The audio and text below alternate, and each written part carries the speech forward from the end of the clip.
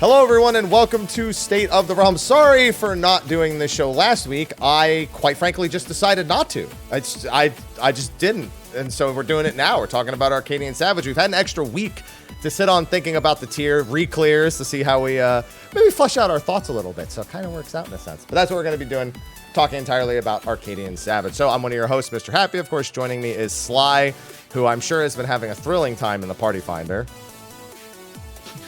No. I know. That shit. Yeah. You're rich at the very least from the people who are in the Party Finder, I hope. Yeah, that's what I'm talking about, Mr. Crafter over there.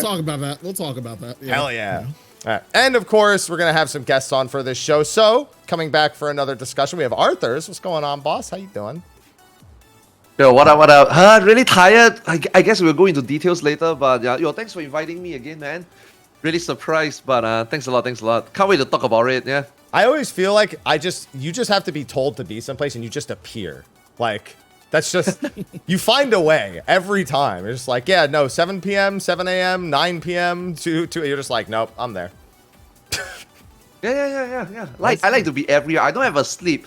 I don't really have like a proper schedule or sleep schedule. It's just on demand, right? Like I'm on demand for myself, you know. Whenever I feel like I want to be on, I want to do something, I just get on. Yeah. That's willpower right there. Yeah. And we also have on Joonbob, who you may know from making many guides. Have you released M2 yet, Joonbob, or just M1 for the guides? Just M1 so far. Just M1 so far, taking your time. Well, welcome on. It's good to have you on for the discussion as well. Yeah. Have we had? I know we tried to get you on first one time. Yeah. We tried to get you on once before and we're unable to. Now I remember. Computer exploded. Yeah, incidentally. I think the day I asked you, you're like, literally, my computer just blew up like 5 minutes ago. That was bad. That was a bad time. Here we are, though. Here we are. You made it. We're here this time. Aloha, you're not part of this. Yes, he is. He's part of every show. What are you talking about? This cat is just relentless. He just never knows when to give up. He just likes to be really vocal. He just talks a lot like I do, is really all it is. Yeah. So, we're going to talk about Arcadion Savage today. Before we do, quick shout out to the sponsors on Patreon for supporting. Nobody has to support. They choose to. Content's all available for free on YouTube, podcasting apps, SoundCloud, all it's on Spotify. It's everywhere. So thanks to all of them for watching. Thanks to all of them for supporting. I want to get into this discussion quick. About as quick as the tier was. I think that joke's going to come up quite a bit. That's kind of quick, though.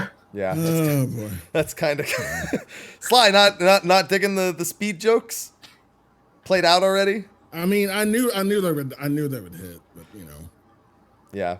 I know who I'm dealing with. I know who I'm dealing with. So I listen. You two are going to discuss it. So you know, I've had plenty of opportunity on my stream to talk about my thoughts. So I'm actually curious to hear both of your kind of general thoughts before we get into specific fights. So Arthars, you've been on before, so I'm going to give Joonbob first shot at this. Oh, okay.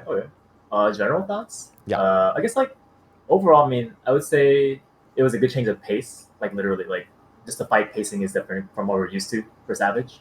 I think admittedly you could say it is an easier tier. Statistically it's an easier tier because the clear rates show that, right? Yeah. But for me, over it being a challenging tier, I value it being more of a fun, repeatable series of fights. So I think that delivers that. So I was very happy with the tier overall, even though it was like a little bit easier.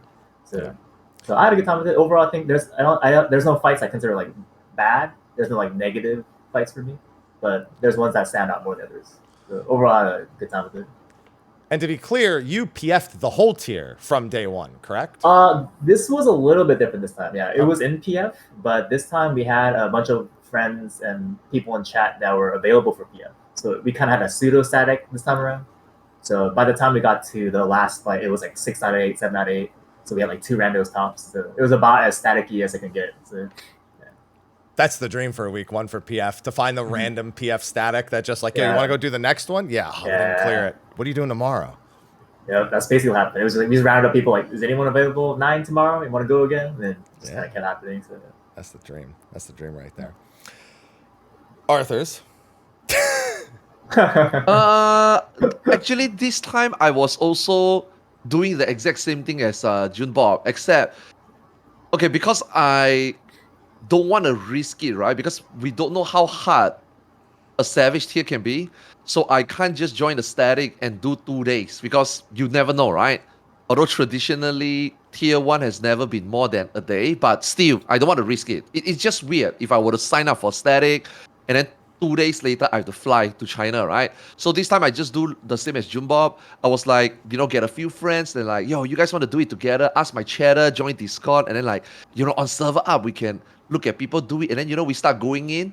So I guess that's the word. I learned a new word today. I guess pseudo static, something like that. So we change people here and there, but generally it's just like a few friends and then chatters, and then eventually at the last day before I fly, we managed to get like some World Proc friends to help me finish up the tier.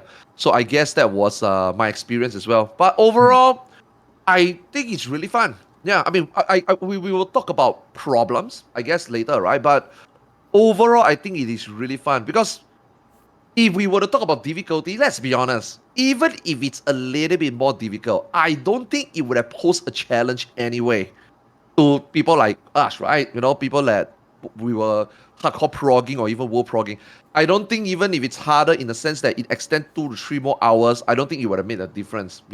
At the end of the day, I think what's more important is fun. And I say this like a lot of times for Savage, at least for me personally, I don't consider Savage a challenge anymore. Like, I look at it from a different perspective. I look at it as it needs to be fun in the 4 months at least before Ultimate. So I look at it from a PF perspective. I think if you go to Pugit, if you go to PFA, this tier, just like any other tier, it's just another Pug day. It doesn't matter how easy it is.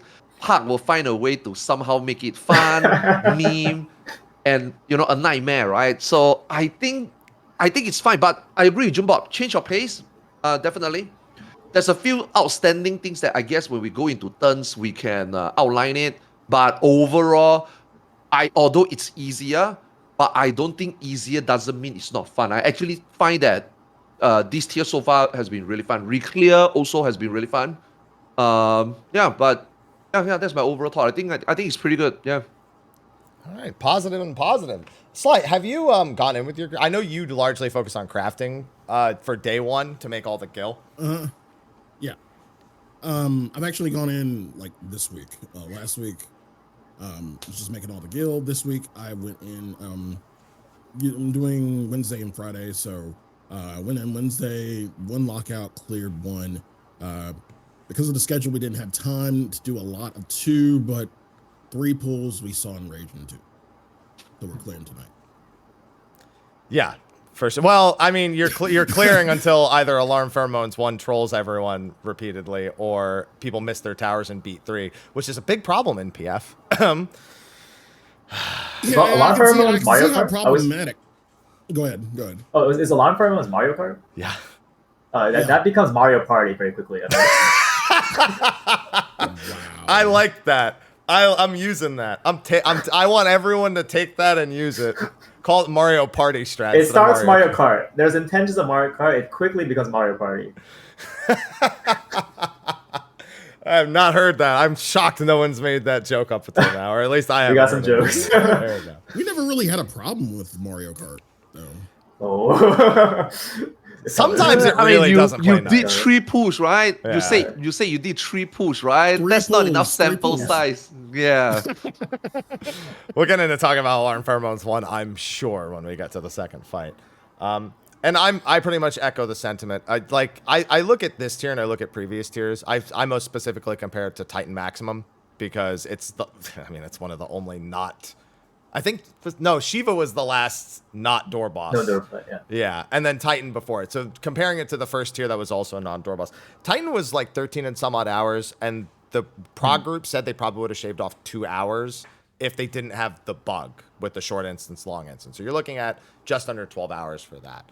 I think at the skill level of Titan Maximum at the time, and I look at the skill level post DSR top, and I think even if you had a DPS check in the last fight here, you're still probably looking at maybe an extra 30 minutes to 40 minutes. I don't think it was hard enough to warrant the DPS check being a problem in the first place. Just not, 5 deaths and a damage down clearing, which is how it actually ended up being, But yeah, fun. I've leveled an alt. I'm doing alt PFs. I'm main every week, and it's just like it's hilarious. Just don't take it too seriously, and it's just really funny.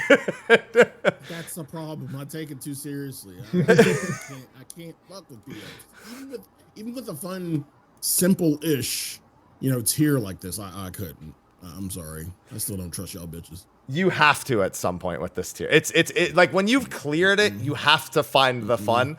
And trust me when I say that, as much as literally losing 2 PF pulls because the first pair on Rotten Heart doesn't merge. This has happened to me multiple times. That shouldn't be funny, but it's hilarious that even their PF finds a way to die. Yeah, that happened to me literally yesterday, 2 times back to back. By the way, yeah, that's why people are using AM on M2, is to remind people to combine. Wait, really? Yeah, yeah. Are you serious? Wait, That's funny. Frosty tweeted an M2S AM, and I was like, for what? And then I thought about it. I was like, oh no, it's for the fucking That's Rotten crazy. Hearts at the end, isn't it? Oh, There's also M4 where like it's fine, and then you get to the guns at the end, right? Was it Sunrise? And Yeah. That's it. You just fuck up the guns and then Yeah. do it again. All right, 12 more minutes. There you go. All right, but let's start with the introduction. We have M1S. First fight is always kind of a difficult one. I think a lot of us overpredict and overexpect for the first one because our brains kind of go nuts, like, oh, they could do this. This was, in my opinion, it was quintessential first fight. It was normal, almost all your normal mode knowledge carries over to Savage, and you just have to fix a few things and learn the movements, and it's done. Nothing too fancy, right? Yeah. Sounds all right. Yeah. Yeah. Do we have Very any elementary, specific experiences with M1 during Prague, especially you two, because you were the pseudo? I'm very curious to hear how the pseudo statics end up approaching this with moving people in and out. Specific stuff. I don't know. I guess it was just kind of like shocking that they made you store a lot of like. There's a lot of stored memory mechanics in Samurai, right? Like remember it for later. I think they were very heavy on that, so we got a preview of that. I guess. I mean, it's not a problem at all, but it was like a discussion of like, is it going to be a boss relative to True North kind of thing? Turned out it didn't really matter, right? Didn't matter at all, honestly. Technically, True North is better, I guess. Yeah. But Ooh. it's just that one exception. So we were like, okay, like we'll do boss relative, I guess. But then I looked at it, and I was like, it doesn't really matter, I guess. No. It matters in PF. It matters in here. Well, no matter what it is, they'll mess it up, right? They don't know which is which. So it's like gotta guide them. That's true. PF just forgets where North is anyway. Yeah, They're yeah, just yeah, like true, yeah. Arthur's face. Yeah, because you've been Okay, doing so- EF, you've been doing EU, JP, NA, alts. Like you've done. Oh damn! like, You're in all regions. Yeah. Okay. Yeah. Yeah, so you see, like that. They see that's the difference, right? If you're in the static, like if let's just say, I mean, we use our own perspective here, right? Let's just say we look at happy static. Those things that you mentioned is not a problem because we know how to handle it, or we can comms for it, right? When I was in the pseudo static, like I mean, turn 1 is easy. Turn 1 is always the same 8 people because it's just server up. I mean, if you log in on server up, I'm just gonna assume that you're enthusiastic to at least see through turn 1, right? So thankfully, luckily, we got the same 8 people. We did boss and we did clone relative, which is okay. Actually, we didn't have much problem with that. It worked because again, these are the people that are enthusiastic. They care. We are in comms, easy to explain. But let me tell you, when you go to PF, I've seen boss relative, I've seen clone relative, I've seen MT relative, I have seen Empty relative. MT relative, and I was like, wait, isn't MT just a boss North? relative? They just North. And dude, this one, the last one blows my mind. True North. Okay, guys, A is at North, right? Mm-hmm. They literally You know, put an Hopefully. Yes. I have seen people do True North relative, and they look at A and they do it something slanted. like tactical.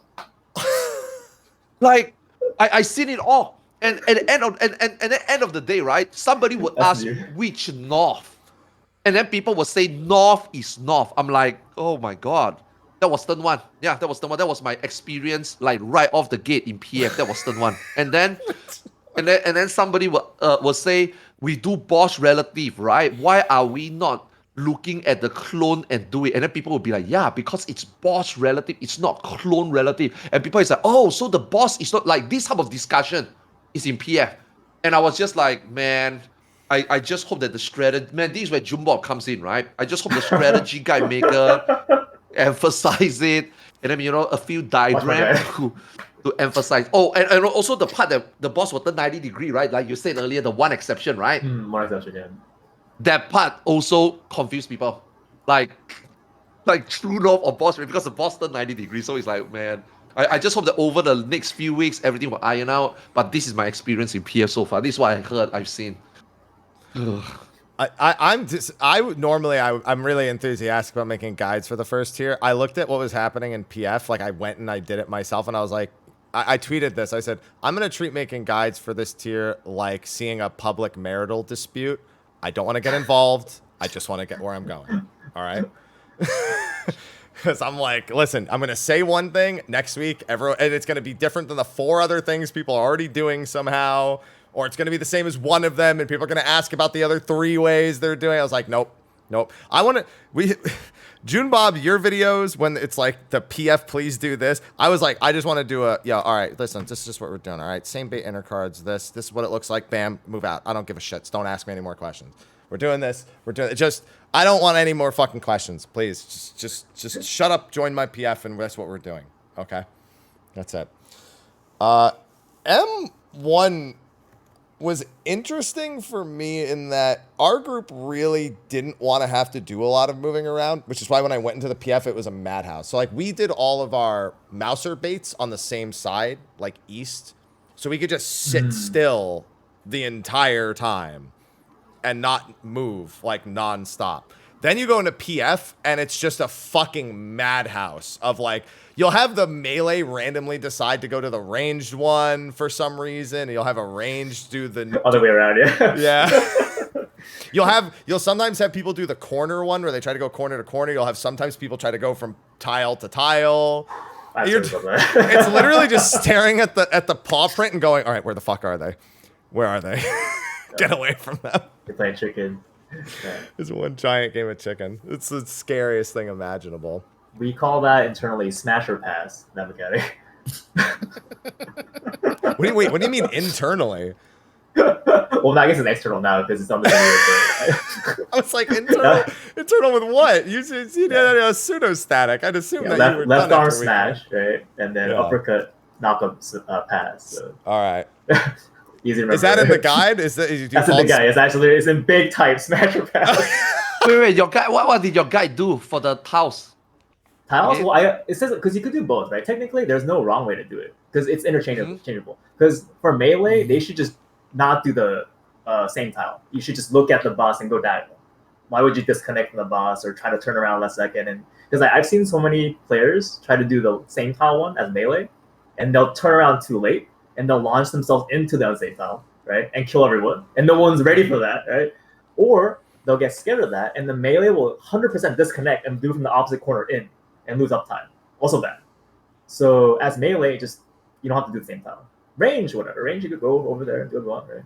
So there's a bit of that. So I just show both. Because that one, I think the strats can coexist. It's not a problem. There's no problem if you do it. Yeah. So I left that alone, yeah. Because there's a preference I played it safe and did same tile, just because, keep it safe, just get the clear, get the fuck out. Although I missed it by a pixel. One pixel. So what happened is I got knocked up, landed, and then fell through. Yep. Oh, okay. Yep. Yeah, because I missed it by like one tiny pixel. I'm like, are you fucking serious? I've seen that happen. It looks like half their hitbox is on the safe tile, but it's not the dominant half. That one pixel is just. I've seen that happen. That happens. That happens when people do same tile and they do one last GCD and they no longer launch directly diagonal. They go like this a little bit and then they hit it like that. That's when that happens. I've seen a bunch of ranged kill themselves with that too. So. That can cleared, by the way. Yeah, that was the clear though. That was the ticket. You're deaf. Yeah.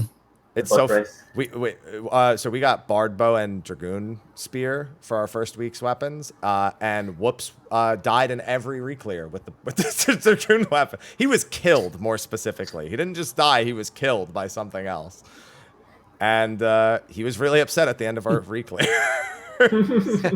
He's like, It's okay. He got 5 more weeks. Yeah, he's got. It matters most when it's on when he got his piece. Yeah, so now he can test around. You know. Yeah. Listen, he wanted the gold historicals while it was easy. Oh. Don't blame him for wanting the gold historicals. Somebody called that a gold warrior in my chat. It's like, we got some gold warriors here with their weapons. I don't blame him. I think one big thing with M1S is raining cats. While a lot of people talk about the mechanics, everybody sees raining cats is in that if you're really good, you don't see it, and if you maybe messed up a few times, you probably do, and it can quickly get pretty rough. What did you all land on for doing that? Because we tried to do it normally. What is raining cats? Raining cats is the mechanic. 2 tethers with the 2 stack markers Oh, at the very end. yeah. Yeah. What did Arthars do? I'm kind of curious. We didn't know what the fuck it was, to be honest. Like, I mean, we just assumed that we take turns and take tethers, you know, because it's classic, right? It's like Ruby Kante, right? So it's like Kixia, right? You know, you take tethers, right? I assume. I mean, one do each time, right? But we never knew about the tornado. So the first few times we get there, we just die. And then eventually we realized that it's like a near and far thingy. We actually make one tank grab tether and stay near, and the other tank grab tether and just stay far. And for the clear, right? You know, just for the clear. So when we cleared the first time, that was what we just did.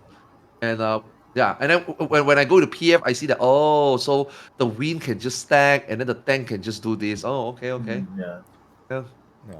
We actually Alright, had initial a player- tank PF last week where they just took all 4 hits. It's raw, super cooldown, invuln, essentially. Oh, you can actually do that too. Interesting. I didn't realize. Okay. Yeah, I don't think it's any safer. I think you're just putting the tank at risk to do tank. But you know, It's just Elmo at that point. yeah, it is. That's exactly what it is. So Like- we have the melee take it first, and then the tank. Yeah, the you did it rest like of the way after the fact. By the time you did it, Sly, MTTT was pretty much Yeah, the that was standard standard, everyone yeah. was doing. Yeah. When we did it, the healers would notice that it was proxy baits like pretty quickly. So we did it just take turns, right? 1 per each. But then once PF started doing that, I tried it out, and like I think the way PF is fine. There's some ways to optimize it, but I think the best way is just like trade once and just sit still. Because like I've seen suggestions like on the 3rd one, the tank should go in and claim the thing and take all the hits, but I don't expect people to move for the 3rd hit and 4th hit. So just stay still. Just stay still and let the tanks do the rest. So the current strat is good, I think. Yeah, general rule with the PF, if you have to give more than 1 instruction, Yeah, 2-step max. Yeah, 2 steps max. 2 steps is like, it's like 1 instruction, 80% success. 2nd instruction, 50% success. LB3. 3rd on, LB3. yeah. 3rd onward is healer LB3.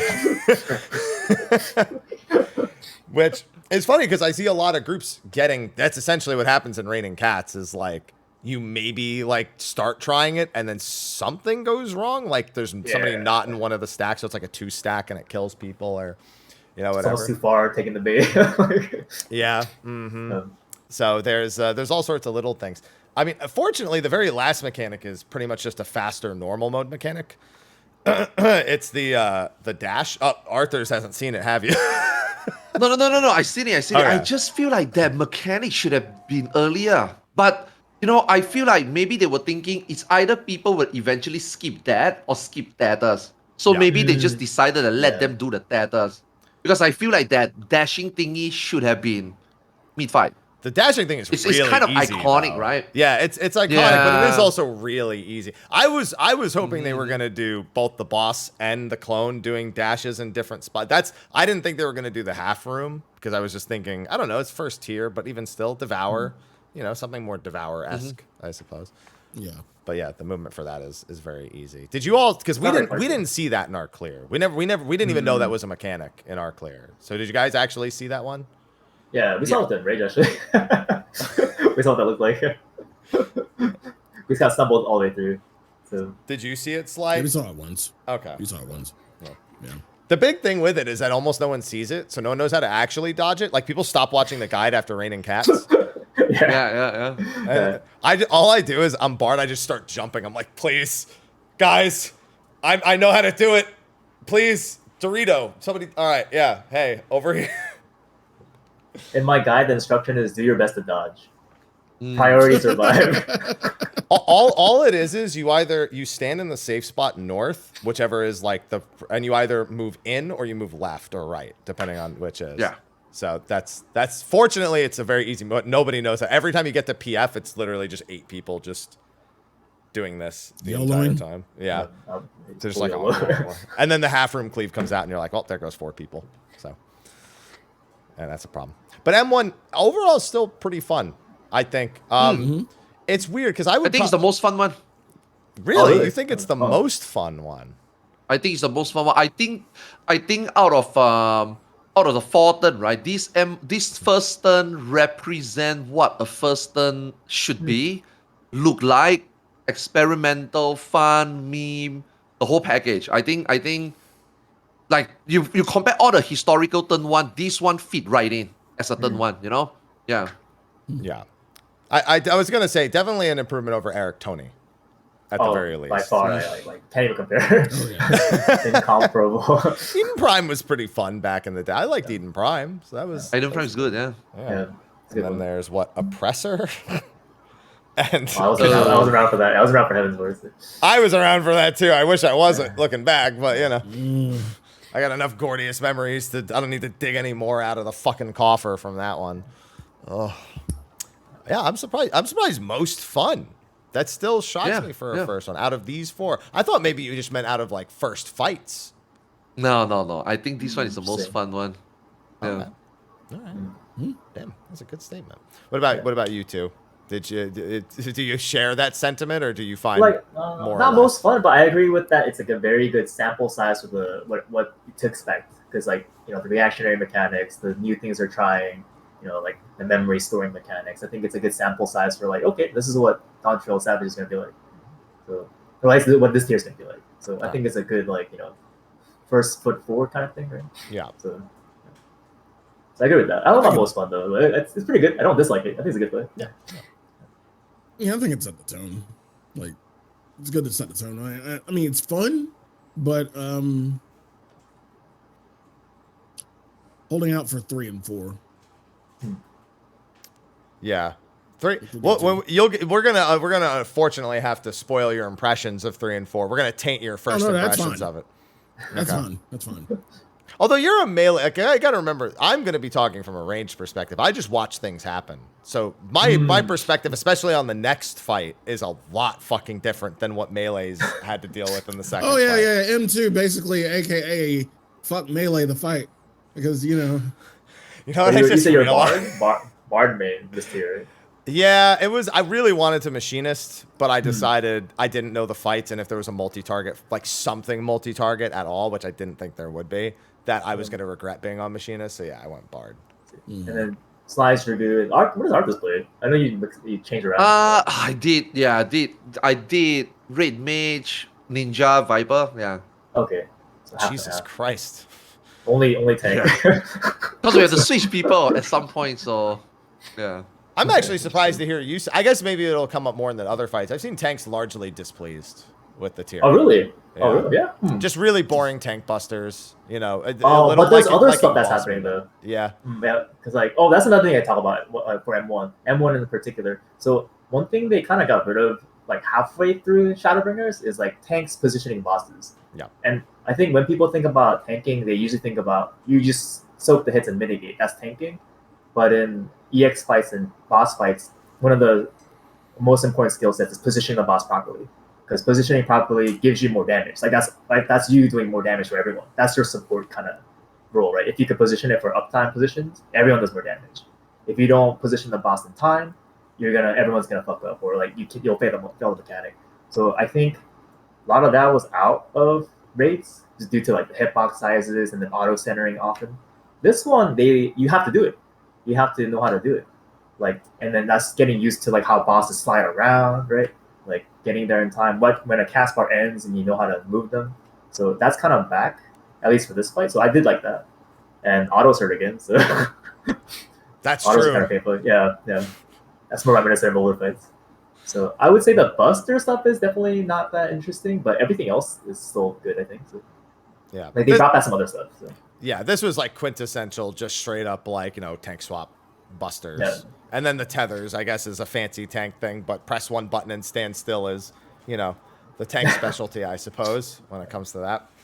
Mm-hmm. All right. But yeah, M1 overall, positive impressions from everyone. We have our first favorite of the tier nominated. We'll all get to have our turns with that one, I think. And M2 is up next. I thought this was going to be his favorite because it's Honeybee. I genuinely thought he was just going to pick it because of the boss. I mean, You tier 3 summon? You one of those players? tier 4 summon? I mean, I give her extra. I did give her extra point because she's my queen bee and my one and only champion, But still, the fight is just bad. I think. Yeah. Yeah, okay, make no mistake though, based on my opening, I said that overall it's fun, right? It is fun. If you PF it, you know that people struggle in M2 somehow. Because I think, right, the main mechanic of this fight is not the mechanic that we have to dodge or do the stack of spread in and out. I think the main mechanic this time they put for this Honeybee Lovely is just manage the stack, her damage buff stack, and don't heal her. If you can achieve these two, right, you can kill her. Now, for good groups, or even our own pseudo-static, we are playing with people that can do more healing, can do more mitigation, can do more damage. That didn't affect us at all in terms of learning, or even at a certain degree clearing. Some of us can even clear it with 2 to 3 stacks. I heard that Echo was even to get to Enrage to see the whole fight at 8 stacks. So you see, like, that's the difference. Whereas in Parks, if you give them 1 damage down, the next raid wipe could just wipe. Like, I'm not even joking. It's crazy how yeah, it's crazy how Park players and good players, how organized group and the Park group manage her HP, and same for the HP. If you heal her once, you literally somehow will enrage. So I do think that for us it's not a problem, but for Park it's really fun. But it's really sad that this whole fight is, in my opinion, based around that, and that is just either challenging or irrelevant. So depends on where you sit, I guess. Yeah, that's fair. Yeah, I was gonna say it's not just the organized bit; it's that also, especially week 1. We're not talking about full crafted with pentamelds going into the PF. We're talking about still wearing aesthetic gear, maybe some normal raid pieces, and hasn't even done the extreme trials. Like, what Sly's shocked. He's just like, please, you should have bought my crafted gear.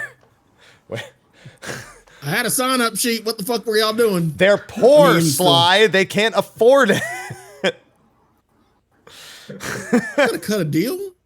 I slashed prices second day. Like, Sly, it was affordable. Sly, when I have 1 million gil on a retainer, people are shocked at how rich I am before they even see the gil that I have on my character.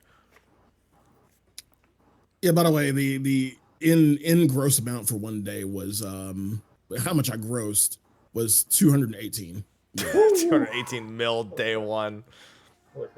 That's business. And that was only because, like, I was market board crafting because I wanted to get shit out. So I couldn't do pre-crafts. Couldn't be fuck to do pre-crafts.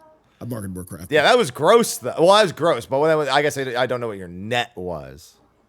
Net was about net was because of melds first off. Yeah, about 100 or so. Okay, that's fine. Yeah, which one bad? Yeah, all right. Yeah. But the fight. Yeah, in retrospect, I like what they tried to. I think what they wanted to do with M2, I actually really liked, because I think a big complaint, especially with Anabasios, which you shouldn't really be comparing it to. I know a lot of people do. You shouldn't be compared to Anabasios at all, because it's a final tier versus a first tier. But body checks were a constant complaint. Your failure for punishment, your punishment for failure was essentially just go fuck yourself 90% of the time. Here, the failure for punishment was very recoverable and very unique to this individual boss. giving her damage stacks, healing the boss, not outright killing people. I like when that is at least somewhat considered. It wasn't in a second or third tier. It may have been a more considerable aspect of the fight. Just like you said, once you have any amount of gear and you're not in the PF, like it just eliminates it as a thought altogether. So I like that they tried that, but I don't think that should have been a reason not to try more with the other parts. I suppose. Mm-hmm. What was your experience like, June? Yeah, overall, it's like making sure people don't make her subathon successful, and then you'll win. We're going this route. Okay. Yeah, I was like, who subbed? Who said? Like, I mean, to be fair, there's a whole strategy now for simping. Oh, I don't do that. Don't do that strat. Yeah, Don't do tank simp strat as it's been there's done. that, or there's people that just won't sub at all. We're like, so example, we're doing beat one, right? I'm the main tank. I'm in front of her in melee range. Range tower forms behind me. I have 2 hearts. I see a black mage over there running away from the tower behind me. It's like, can you go take this one? I'm actually mad at that black mage for a different reason. Idiot. You want to get the 3 stacks in the PF so you don't have to do the stack. That's the plan. In PF, you're like, exactly. I got to get the 3. I see him drifting away. I'm like, bro, come on, man. I have a Pictomancer with 0 stack yesterday in Yeah, PF. What the Go sub, dude. Give some. Go sub. Chat was like, tier 3 hot tub honeybee strats. There we go. That's so funny. Yeah, I agree with the thing about you said, like, where it's like, I like that design overall when they do it, where it's like, if you fail mechanics, you don't fail the instance, but it'll accumulate to you not clearing the instance because it's a damage down or there's too much damage. So you get to at least like learn and prog and practice. I think that's better design than just stopping altogether. Yeah. That I do like. I think overall this fight's pretty simple. The one thing I like was like I like when they do 3s instead of like half-half. Like sometimes they do half-half mechanics too much, like one or the other, like stack or spread or whatever. Yeah. But when they do like 3 different ones, that already adds enough for people to think about more stuff. So for example, like was it outer stage, center stage? I like that movement. I think that's a good mechanic. I think they need to play with that more. Like instead of just playing 50-50 mechanics, add a 3rd thing, and that's enough to mess with people. Yeah, I think the thing. One big thing that's usually missing with first tiers is as many stack spread mechanics, and they have it here. But let's be honest, in some sort of future, the honey bee line, which is the line AoE, or the donut AoE would have been combined with center stage or outer stage, including drop and splash. Like you would have had like everyone needs to come in on center stage as pairs, or make sure they're on the outside with pairs, or make sure they're on the outside spread, or something like that would happen. In addition to that, and that's especially prevalent when we get to talking about the 4th fight. Remembering, and again, memory mechanics a big thing here. I mean, memory mechanics. Have you guys done hunt trains? Like almost every hunt in a hunt train literally has a memory mechanic. Almost every single one. Everyone's nailed. See, the RP text for some of them. Yeah. See, you notice the common theme, like, in Final Fantasy 14, right, before you do Savage, right, you can see some things that is going to be in Dungeon, that's going to be in Savage already. Like, I'm not sure whether if you guys remember, I think it was the 93 or 95 dungeon, the boss that put water out? Bubbles? Oh, yeah. Which one? Oh, yeah, right? It's the hearts, the hearts, basically, yeah. Yeah, it's like the heart. But except that boss even have water coming out from players. So I was surprised that one was not in the in the Honeybee Lovely fight. So, but overall, you can tell that, you can see that there is a certain team going into a fight. So you guys realize all this memory storing mechanic this time because we're gonna have Eden Ultimate. Makes me think that they're gonna bring it over. I forgot if I mentioned Hunt Train in my chat. I have an emote that immediately gets stand down. Grrr. Oh yeah, that's a fun one. I need to make the submissive moan emote for there's a fate where at 1% the Ronique just goes submissive moan. In RP, like they in text. Yeah, the little RP text box. Yeah. Actually, funny thing, I was going to say this to the end, but you did bring up Eden Ultimate. One of us was physically present to seeing that screenshot. I can only imagine what was going through Arthur's brain in the crowd as he went like. Wait, are we talking about the Fan Fest now? Because no, I didn't. I did not get to see it at all because Oh, you I didn't? was just. Yeah, I was too busy. Actually, people came up to me and showed me the Okay. screenshot. They were like, "Oh, I think you could have missed this, but what do you think about this?" So I was like, "Oh wow, those are the shadow, right? Those are the clones, right?" And I was thinking back, wait, don't we already have clones? We already have clones, right? So yeah, I guess it's just nice to see that. Oh, Fate Breaker made it, and yeah, you know. But I didn't really like think too much about. Yeah, I didn't really think too much about it. Like, what the fuck? No, right? It's just Fate Breaker. He's got clones. Yeah, I guess pretty standard. Yeah. Yeah, it was the big thing, looking like it was 2 hibachis, a stack, and whatever his third mechanic is. I can't remember which one it is. I think that was shifting. What are they called? Shifting Sky and something else Sky.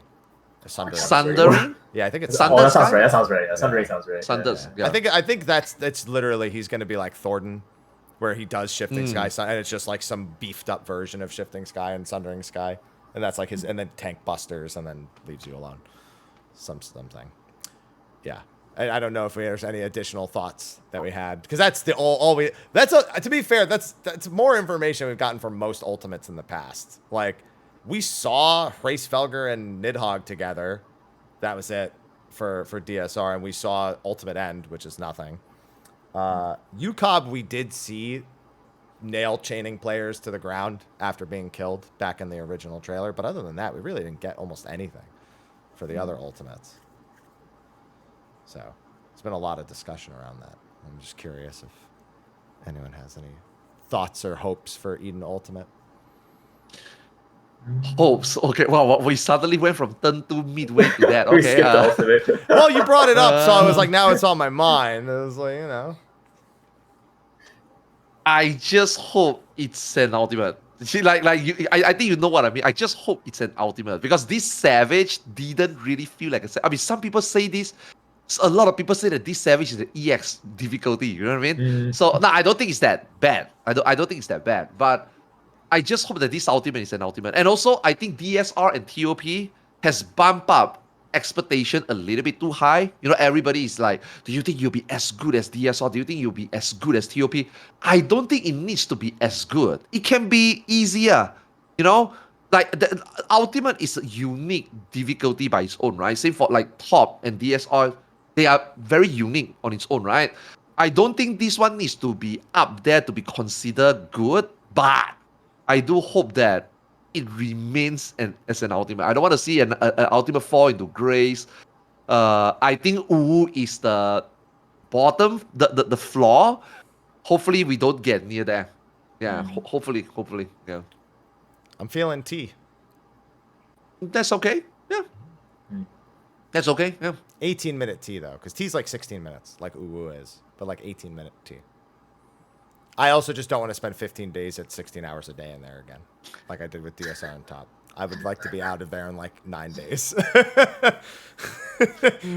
For sanity's sake. Are we gonna need? But are we gonna need the Eden support group? Somebody's going to. I hope not me. True story. I have not beaten top since my first clear. I've barely even gone back in there. I'm like, I don't even want to. Damn. I was like, I don't know. No. It's fine. Yeah. But when I did DSR, same feeling. But the moment I cleared DSR, I just felt like I don't want to go back in. Not because I don't like it. I mean, not until end of 6.x before I go in for nostalgia. But for me, it was just too good of a memory. I don't want to go back in again because I know it will not be the same. You know, so it's like, yeah.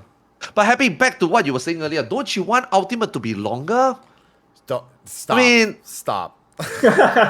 Longer is fine. this is our job, right? Okay. Yeah, you know what else is my job? Living. And I would like to get to do that a little bit.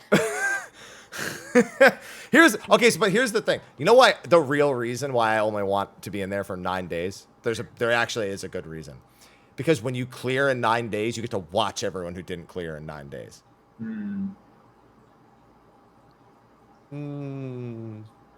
You get to like have that post-prog depression that can only be cured by watching people who are still getting to the final phase, and you're just like, now you go stream to stream, and like you realize you're one of the fucking raid vampires. You're like, I hate those MSQ vampires. Now you're a raid vampire. You open 7 tabs, and you're like, what phase are they on? What phase are they on? What phase are they on? What phase are they on? Phase 2? Okay, phase 4. Okay, wait. They're going to 5. Okay, they died. All right, go and check this one. 6. Okay, 6. This one. Okay. Oh, they died. Never mind. And then that's it. That's your fucking life for the next like week. That's fair. Aloha. This has nothing to do with you. I swear to God with this cat. But yeah, no, I'm good. It can be longer for everyone else. I wanna be through it in like 9. I don't want to be through it in 3 days like with TPS and top. That I don't want. I mean TPS and T. That I don't want. I'm with you on that. But not 15 days, Arthars. 15 days for both DSR and top. While sandwiched Abyssos in between. And then Anabasios right after. Yeah. I don't know whether I should say it though, but Come on. okay, look at it this way, right? Okay. Based on what you're progging, right? For me, right? If I'm world progging it, I gotta look around the room, right? There is, based on very limited sample size, it is impossible or it's very hard to beat some of these teams if the fight is only 7 to 10 days. Like I see myself as a guy, or even my team as a team that if we have to beat, let me put it this way: the sure win condition. Sure win, I say this out loud, the sure win condition for Arthars to get world first is that the ultimate lasts 30 days. Sure win. Because I can do it. And I know my team can do it. And I know a lot of people cannot do it. Now, skill level might not be there, right? But let's just say if the race is 30 days, 20 days, you're just waiting for them to run out of PTO. That's not a strat. Yes. Yes, it's kind of a strat, you know? You just want a war of attrition. He's cheesing a world race. He's cheesing a world race. You just waiting on everybody to. Damn. That's pretty funny. You're that's how I look at it. You'd be like, oh, you know what? I sure hope they have maintenance for 7 days at some point randomly. It's like maybe the fight breaks and they just take it down for 5 days, and now all their PTO is gone, but I can still keep going. Yeah. That's one way to win, you know? Yeah. That's one. I'm of the opinion when it's really short, that's when it's most competitive, because that's when all the teams get to the sprinting, like one pull clears us. Unless They're it's like close to each other. Yeah, like I mean that's basically the first 4 pulls of this tier were within 10 minutes of each other, or the first 4 clears within 10 minutes. 2 of them were like less than 30 seconds apart, and then the other 2 were like less than 30 seconds apart. So okay, it's good that we come back to the Savage, but Yeah. do you think that's good? Do you think they feel it's good enough? Because my feedback from some of these teams is that although they think that it's competitive, but there's like I think there's like a middle ground, right? Yeah. Because it's so fast, some of them never even get a chance to say recover. I mean, I guess that's the whole story of Savage Race, Yeah. right? You just don't have a chance to recover, and sometimes good or bad pattern just determine whether you clear fast first or not, you know? So when you clear really quick, a lot of teams have a chance of clearing first. When you clear, let's say like 2 to 3 days, there's maybe 3 or 4 teams at most, maybe even just 2 or 3. As soon as you go past 7, it's one team. Like I think when you go really like 7 to 15 days, there's only one team that has the like grit to be first. And that the second team that's there, it's like technically they could take it, but like if you were to watch them both, there's like a clear favorite at some point. And then at 30, they all can't play, like you said, and then you win. Ultimate is the best team wins, like for sure. Ultimate Yeah. is definitely the best team wins. Yeah. This PTO strat. He's like, I get paid on my time off because my time is also on. Yeah, dude. I mean, that's what I was saying, right? Happy, like, dude, I'm not gonna not stream when I clear the tier, Arthars. I'm just gonna keep streaming anyway, and then maybe you hop into like a friend's team that like their person ran out of PTO, so now they need a sub because they don't want to skip. There you go. See, then you get to be a part of more of it, you know? And you also don't hate yourself and want to, you know, not want to go back in for 6 months. You're like, nope, fuck that. I'm done. Leaving it. Like you do with DSR on top. That's what I'm saying. I think 9 days, 8 to 9 days for Fru. But for Savage, yeah, no, the 9 to 12 hours. That was always going to happen for this tier. The same thing happened for Asphodelos. Our team beat it at like noon the second day for Asphodelos, and it was like we were like 30th. In this case, if you were like 15 hours in, you were 30th. You know, that's about the difference, I think. So, second fight, Honeybee Simps. That's savage. So what were your 3 pulls like? Because obviously going in with the strats makes getting to enrage in 3 pulls like super reasonable in terms of the way the fight is designed. But well, like the first pull was really me learning positioning, and my other melee time. He was like, "Okay, Sly, you remember how in P11 you could at least, you know, you could be max melee and at least hit the boss? Yeah, you can't do that." Nope. You kind of have to, you kind of have to give it a, I'm like, what do you mean? And as soon as the pull happens, I'm trying to reach, dead. Trying to reach, dead. Like, he's like, I'm telling you, you cannot do it. you cannot. And it's where like, you're trying to uptime defamations, greedy son of a bitch. Yes. Motherfucker, you got a backflip and a gap closer that doesn't do damage now. Get on it. Nope. Oh, fuck. But and then like it was the in-out positions, the in-out inner card positions, which they would get me by like a tippy toe. And like when I was first learning them, they would get me by a tippy toe. Once I learned them. And then the third pull, we just got to enrage. That's good. I think that speaks really for good. the fight. Because like I think a lot of us when we're PFing, Alarm Pheromones 1 is kind of okay. Oh god. Okay. Okay. Yeah, here we go. Yeah. That wasn't even a problem. Like that was No, you did that was 3 the funnest pulls, part of Sly. the fight. Shut up. You don't get to talk. All right. That's the funnest part of the fight. Sorry. The PF is I'm frustrated for all the weirdest reasons. I don't even think they're good reasons. So PF largely does Mario Kart, which logical, makes sense. But the tank doesn't move the boss north. Everybody starts running north after the fucking clones are already spawned. People run through the middle of the room while they're Mario Karting. And then, like you said, it becomes Mario Party. Or the other thing that happens in PF is some motherfucker wants to be a goddamn scientist and be like, no, why don't we just do this and this? And then everyone fucking dies because nobody actually gets the plan. And it doesn't fucking matter because the clones can be anywhere. So it doesn't matter where you start. The fucking things are going to do whatever they want anyway. You gotta abort mission. You initially think of going clockwise, then you're like, okay, we're going counter. We're going counter. We can't go down. Like this thread, right? Overall, right? This is just dodge, literally. Use your eyes. Yeah, because like Happy says, because the clone is random. You know, like how people do Mario Kart or how people do in the middle and wait for 4 line. It doesn't matter. You can be in the middle. I actually seen it. It was actually on stream. We get so lucky. We were like, all the 4 clones are side by side. So, ooh, look at that pattern. It's so easy. And then another time, they spawn in Cardinal and in the Cardinal, and the entire arena is covered just in the first 4 lines. And then you need to start dodging into lines and stuff. So it's like, I don't think that is a good strat. And also, even if Mario Party is the best one, like Happy says, if the Mario Kart, I'm sorry. Even if that is the best one, like Happy says, all it takes is the tank to move to north 1 second late and some range that is running in for that 1 line to be off position, it's over. It's literally over. Or that's all it is. You just need to know when to. There's a meme on Twitter. You just need to know when to press that button and start YOLOing. Yeah, I call it the emergency protocol. Yeah. I always see a Viper starting Dreadwinder combo or something. I'm like, dude, just come here. Like, you gotta stack, bro. Suddenly wishing they had gotten rid of the positionals like they said originally.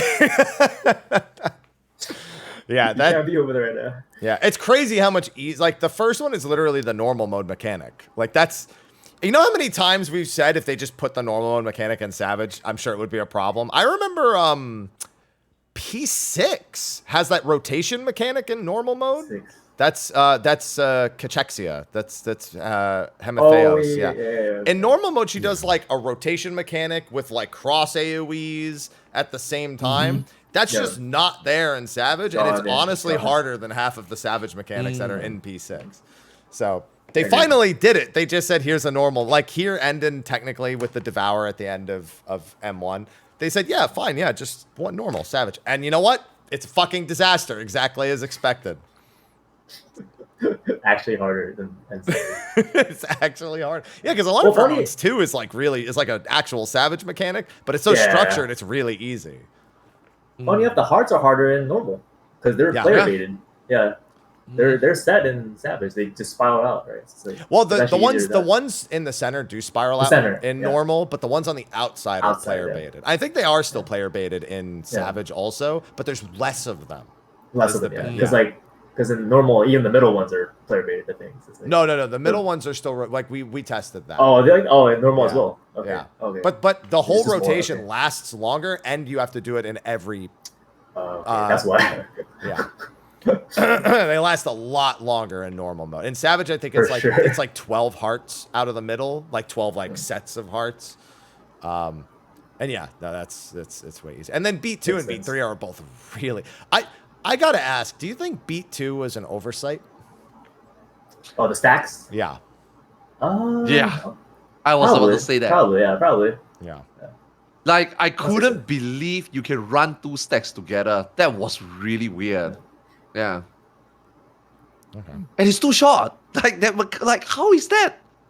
That Beat 2 is a dungeon mechanic for 8 men. That didn't even feel like a Savage. That didn't even feel like an EX. You know? Yeah. It's very really weird. Mechanic. Yeah. You guys think they forgot to add in the hearts? Or at least a ball or something, right? Like a.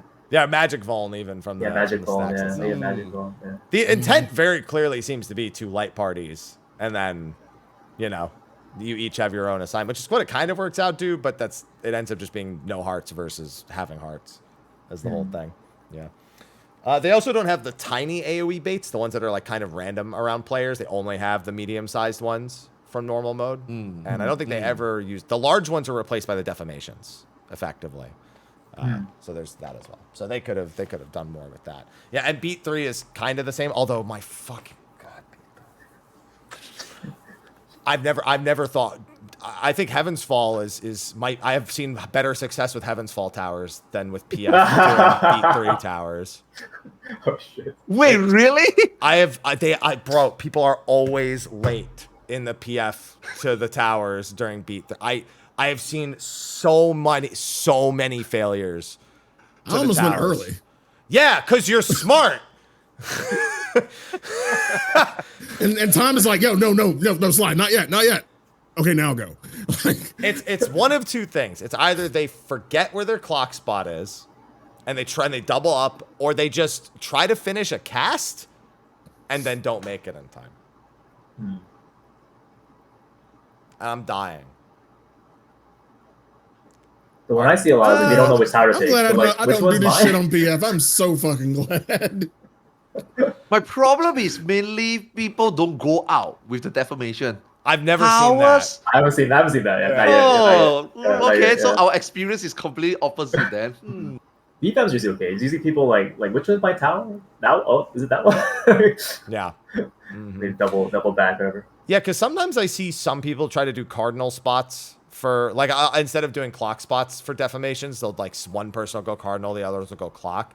And even then, as long as you're paying some attention, you just shift over a little bit, and it doesn't really change anything. Like I've never had that wipe. I've just seen it happen. So, yeah. Or they get clipped by center stage or outer stage, and then they just get fucked. That's what usually happens. Yeah. The worst is when you get through Beat 1 with no stacks, and then during center stage and outer stage, you see Honey Be Lovely say health has been restored. Oh, she has 4 stacks now. Oh shit. Have fun, healers. I don't even look. I literally turn my camera and look at the ground like this, and I just wait to see if the text appears. Just like I don't want to. I don't want to see what's happening over there. I just want to see whether or not he got the stack. I don't want to know who to blame. I hit Alt P and type Whoosint. Just get the tank to stand middle with the invul, and they never have to worry about it again, right? Oh no! Don't do that. Don't do that. For those who don't know, if you do that, she gets one stack and only one stack. Is the reason. But then you have to deal with the hearts coming from the outside. Yeah. That's not guaranteed. Yeah. That's player baited. Yeah. But it guarantees a stack, but it eliminates all the hearts from the middle. So it's dumb. Oh my god. It is dumb. Okay, yeah, so for M2, I think we're all pretty good on that. No one named it as their favorite. I noticed. We have a least favorite. All right. Mm-hmm. And then we get to definitely my least favorite, yeah. Least favorite. In PF it's fun though, but just personally overall. Yeah. Least favorite for sure, yeah. Okay. Then we go on to M3. This one I'm back and forth about as well. I'm looking forward to it. This was my favorite, actually.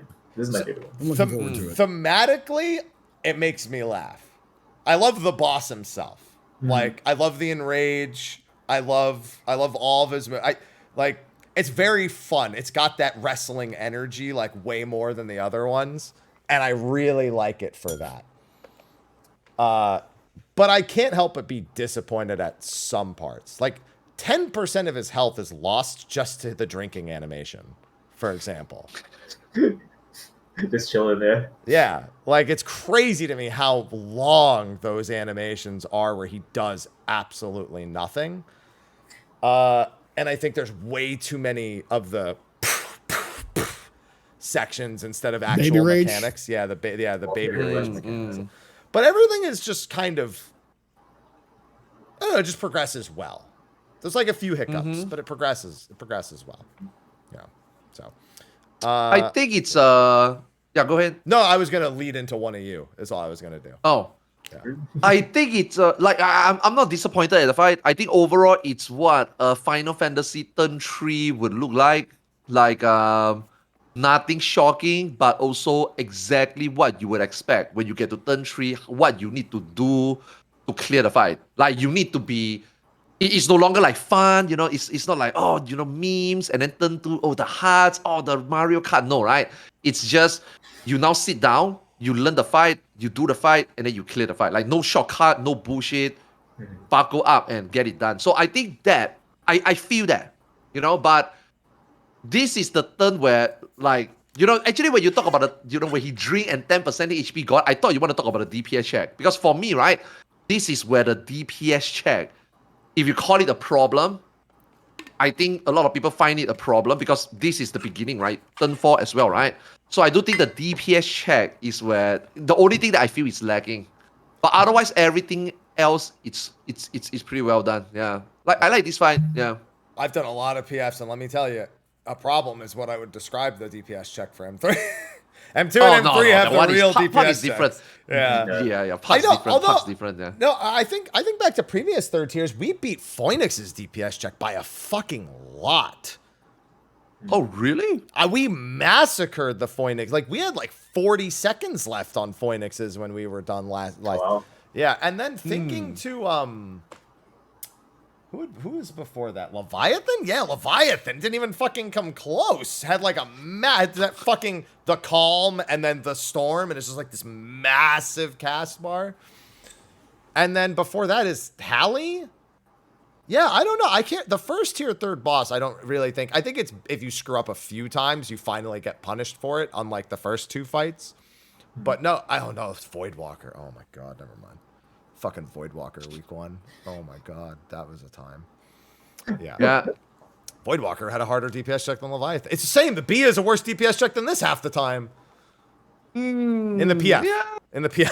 In the PF. Yeah. In the PF. Yes. Yeah. Yeah.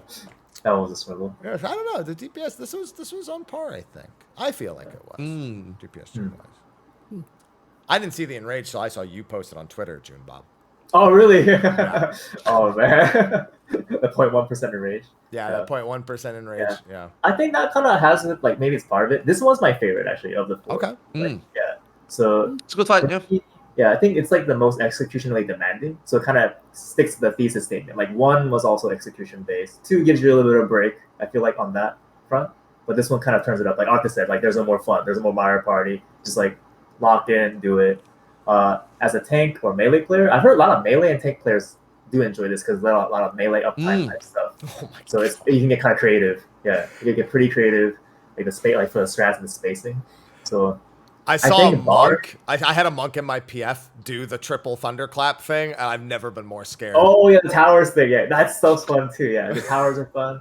Yeah, I like that one. I feel like outside of the downtime stuff with the drinking, the cinematic stuff, the thematic stuff, I think overall the pacing is pretty good. Besides that, so like mechanics are pretty cool too. So for me, it just has a good combination of both visuals and mechanics. So I like this one a lot, and I think it's one of the better third fights. I think there's a sense that third fights are the most boring ones usually, like when you get to like P11, like stuff like that, or like P7, like the kind of the big omnidirectional fights. They're like the super slow ones. I feel like that's a common perception now. But every once in a while you get something like this. It's like kind of fast. Yeah. So, I think this type of turn 3 is the best. Like Leviathan, the tree, those type. I don't those like are the those worst. as a third fight. I miss Fate Howie. Breaker. Yeah. These boss and Fate Breaker are very good third fight. And Lidibus, I just think the hitbox is too big and there's not much. Yeah, and Lidibus is just a budget Fate Breaker, I think. But this one, this one is good. I agree. P11, I call him a bonus stage. He's like not a real fight. He's like a bonus stage. You're breaking the car, Street Fighter, basically. It's like a bonus stage. Breaking the car. It's like bananas. Yeah. I see. I'm of the opinion the first third boss is almost always good. Like looking back, well, except for first coil turn fucking 3. Like it's not even a real fight. So you're just walking through the fucking airship. No, but you have Living Liquid. You have Halicarnassus. I love that fight. One of the best fights. One of the best fights. Yeah. That was the best one. I Still think- the best one. Yeah. I think Leviathan, while is lower, is still better than a lot of other third. Like looking at the birds and the tree. Like the second tier has the worst third fight historically. Yeah. The middle third fight. Yeah, because that's where you have tree. That's where you have birds. That's where you have. I mean Midas does have. Guardian one's good. I like Guardian. I'm not a huge Guardian fan. You don't like Guardian? Yeah. Okay. Yeah, I don't like Guardian either. Yeah. Really, Guardian. he's slow and Guardian's he's okay. It's better than the first 2 we named. Yeah. But then It's 6 bias for me. 6 bias. my favorite second tier third fight's always going to be All Thoughts. All Thoughts is by far the most creative, like second tier third boss. To be fair, I thought All Thoughts was like boring. Is it the one with the switches? That's a switch one? That's the one where the balls and the cat. Oh, Yeah, cage. the balls right? and the cages. okay. Yeah, and the cages and Balls in everything. the He picks cages. people up, and there's tether swaps and ad spawns and breaking out people from the cages and baiting like lasers and all. Oh, no, it's I'm one of getting my confused with favorites. quick things. Okay, yeah. All That Thoughts one good. the one is pure chaos. That fight is just it's like a madhouse. Like your 2 minutes don't line up properly. You have to use your 1 minute in your cage. There is no organization. That fight is just Donkey Kong, man. You go in and you just like everybody just do their thing. That fight is one How of my many, favorite. how many that was one of my Nintendo favorite franchises are we gonna quote for mechanics? We got Donkey Kong. That's what I do, man. Yeah, Mario Kart. I have dumb names for all mechanics. Speaking of, what do you guys call fuse field? What's the shorthand? I call it budget curtain call. What is it? Do you have a name for it, Arthas? Fuse field. No, I don't. I don't. I just call it the wire mechanic. Yeah. I called it birthday cake's coming up. It's a birthday cake. Because you're blowing out the candle. Yeah. Yeah. I can see I it. thought you were Yeah, gonna yeah. Succeeded, we go, Bomberman or happy something. birthday. No, You were called Bomberman Bomberman. is specifically when you get like bombs that explode and Yeah, like, the cross crosses bombs. Yeah. like this. There's Yeah. actually no bomber man. It's only Mario 64 bombs. They're not the traditional bomber man. You only get the circular ones. Yeah, You don't get the. Yeah, you get actual bombs. Yeah, in you that get the fight. bombs. Yeah. Yeah. But we say happy birthday when we finish the mechanic. Like. See, but Fuse Field is an example of like where I feel like the pacing falls off a little bit because Fuse It's a Field, filler. Yeah. yeah, it's a big filler mechanic where there's no tank autos, there's no boss positioning, and it's really easy. Like it's too much of a budget. Like, you know what actually had happened in PF there the other day? The last person didn't do their fuse; they just died, and then the fuse didn't explode. We just continued the pull. They didn't disarm it, and it didn't finish. And then we just continued the pull, and that was really weird. Happy birthday question mark. Yeah. Yeah. No, they didn't blow out the candle, but the candle just fizzled on its own, I guess. Actually, somehow. quick question about the fuses. Did anyone's like experience it being weird to Yes. use them? Like Yes. you're dancing around them and it won't register, right? Yeah, Like sometimes, jumping on yeah. it. Sometimes I would run into it. It Yeah. still Yeah, don't yeah, exactly. go off. I treated it like the Nisis in M2, where you just have to stay connected for a second. You know, because like when you both run into it, detonate it, it takes us. I just treated it like that because I've had it not pop a ton of times. Like the ticks are especially egregious for that one for some reason. Because like sometimes they're waiting for the hit from behind, and it's still not going up. You're just sitting there, you're not moving. Like, Yeah, I definitely learned not to trust doing that. That's how that person died in the PF when it didn't disarm, but they still died anyway. Yeah. But yeah, there's stuff like Fuse Field. Like, Fuse or Foe is fine. There's also the double death match where the bombs explode before you even have to do the double death match. And I'm just like, why even put the fucking bombs? Like, I guess just to have them? This is... I think it's to... oh, go ahead. Yeah, go ahead. Yeah. I think it's just extended by 3 seconds each so that you will forget which clone you were tethered to. That is the only reason I can think of. That's a good reason. Yeah. I'm thinking it's just I think my problem with longer fights is this. Like, they feel like they need to, like, what is it? They're designing around our buff windows as well as the fight design, right? Yeah. So they feel like they need to fill like 11-minute to 12-minute timer. So they want to put interesting mechanics at the 2-minute mark to challenge them, right? Like, your rotation burst windows here, we're going to put a fucked up mechanic here, so you might mess up your damage. That's like the way to design it. So in between that, they need to fill the gap, and they can't come up with engaging mechanics for everything. So what do? They put in a filler mechanic. I think that's what they do. So like, I think Birthday Cake is one of those. Like, okay, we need to fill in a minute here. Like, we don't have anything interesting happening, so here's this. Like, it's like, so because they have to design this on time too, right? So that's kind of what I see a lot. Like, if I ever see long and short candles on my birthday cake, I'm running. You got people standing up. Wait, I need to be up back later. I think my wife needs something, but I'll still hear. That's fine. That's fine. Yeah. No, Joonbob's like, hey, happy birthday. And I'm like, no. Nope. I'm not taking that cake. You eat it. You enjoy the cake. It's all yours. But Snake Prio, there's 8 of them. There's 8 wicks. If I have to snake prio for anything IRL, I'm going to get very upset. That's not... Snake prio is pretty prevalent as a strat. Especially like here and like in a few other things. It actually works out really well for a lot of the stuff. I mean, the dominant strat for M4 for the cannons is pretty much a snake prio. Yeah, it's Snake Prio. Thanks, Pietas. Thanks for that. Another term that new players have no fucking idea what we're talking about.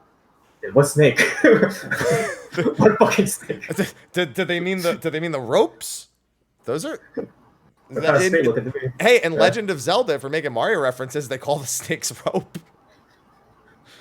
Oh shit! I'm not wrong. It's like, what do you call the bats then? Keys? What do you call the keys then? Bats? Oh gosh. There you go. Yeah. But yeah, this one is my second favorite. I actually end up liking the fourth fight the most, even though I think it has its problems. I think its problems don't overshadow. I think a lot of it comes down to the vibe. When I vibe check a fight, that's what determines my favorite. It's rarely like mechanically. This is my vibe check. I think that's what happened. Like, same thing happened to me. Like four, I think that has flaws, which kind of made it 3 overshadow it, even though I like 4. So I kind of had like slightly opposite reaction, I think. And I vibe with this one more overall. That makes sense. Yeah, because that's definitely, especially for the first tier, because again, it's not really ultra challenging when you've been raiding a lot. So it's the vibe check matters most. I need to wipe and be okay with pulling again. That's like the ultimate vibe check. Because sometimes you wipe and you're just like, I fucking hate. Like when you wipe in top, right? When you wipe in top, you're like, just don't pull immediately. Like, I understand we want another pull, but like, please. Or, I mean, DSR was kind of the same for me, where I just like, and I'm like, don't, just please. Just get me out of here. Oh, God. Sorry, can't relate. For a while, that was me and P12 and Panjin. I'm like, fuck, I just don't do this. I don't do this anymore. That's the vibe check, is if I wipe and I'm okay with like, all right, let's go again. If I'm not like that, I'm not vibing. I was hearing it as well. I was like, my vibe check is turn two. Turn two was my vibe check. I love the music so much. Worst But- fight, but the Oh, vibe. Honeybee check. Lovely. Yeah. Yeah, he still calls them all turns. We over here in the West, it's M. It's match Oh, 2. yeah. Sorry. No, I get it because I'm a coil player, so I understand. You I've know. heard it enough to Yeah. get it. Yeah. Yeah. Then we go on to M4, which is probably where the majority. I think most of the discussion people are having about the tier is actually just this fight. Because the fourth Door fight's boss or always the no last door one. boss? It's not even Oh, that. yeah, It's true. just the clear. Like when you look at the 10-hour, the 9-hour clear time, like the 8 hours, 57. It's almost always going to fall on the fourth boss. How long the fourth boss takes. So, that's where everyone kind of goes like, oh, the tier was too easy because the fourth boss fell over too quick. Mm-hmm. I agree. Yeah. Yeah, I know you missed Who wants to 30 go days first? over here. Yeah. Well, first off, let's get the elephant out the room. Get the elephant in the room out the way. Before we're going into mechanics or everything, when you got your assertions or not that there was no door boss, like how were y'all feeling? I called it. I can tell how you were feeling. Arthars, what was your thought? Like what was your initial prediction? You were thinking door boss or no door boss? I didn't really think about it. Like, I didn't really think about like, guessing whether there is. My thought is just it has to have. It must have one. Like my brain is just thinking that in order to make it a good fight, they tried, they tried before, and clearly it didn't really work out. So they go back to the, not like X-Death or not like what is the second one? Kafka, Kafka. where they do like where they do 40%, 60%. They found a formula of 50%, 50%, right? Eden's Promise, and then a Gaia, and then all those that comes after, right? I just think that they know that they must have a door boss. So to cross my mind to wonder whether there is one, it didn't cross my mind. So when people told me there's no door boss, I'm like, oh no. That was my first thought. When I was told there was no door boss, I was just like, oh no. And then everything happened. So yeah, that was how I feel. Last 2 times we didn't have door bosses were both good bosses though. Just a long fucking That is time true. ago. Titan Max. I mean, Shiva was good. Titan Max Time was very too. good. Time was very good. That's Titan my was favorite. very Yeah. I guess I prefer door bosses personally. I like when they're split because I like getting 2 short intense fights outside of getting one long one that might be a lot of filler mechanics, right? Potentially, not always. Obviously, Titan and Shiva ended up being good fights regardless. But I had a feeling it wouldn't be door boss just because I feel like they would shake it up. Because like everything they've done was kind of a little bit different from what they've been doing. So maybe they'll like go back to door boss, non-door boss, because like they haven't done it in a while, right? Just to be like, hello, like they did it, like. So I wasn't too surprised, but I was kind of like, okay, like we'll see what happens. Yeah. But I think it does. This one suffers from it not having a door boss personally, for reasons I described for M3S with filler mechanics. But we can talk about it later. Yeah. Yeah. Yeah. Fixion here, definitely strong front half and not as strong back. Well, to be fair, Cannon's fucking brutal for everyone, but 12-minute body check. those fucking Cannons. Yeah, this fight comes out swinging pretty tough, like right out the gate. Like the very first thing you do is arguably one of the hardest mechanics in the entire fight with wings. It's just a constant movement, melee, big downtime a lot of the time, some small downtime. It's just a non-stop like movement and position check for the first 15% of the boss's health. Yeah, it's kind of reminiscent to M1 a little bit. Well, it makes sense and thematically. Yeah, fourfold. Yeah. Siblings. Yeah, no, that's pretty accurate. They're both like right out the gate, pretty big movement checks. With just a few. Obviously, M1 is just the in out, and then eventually the half rooms and whatnot. But it's more than Honeybee at that point. I know Honeybee has drop and splash pretty early on, so I'd say that does pretty good.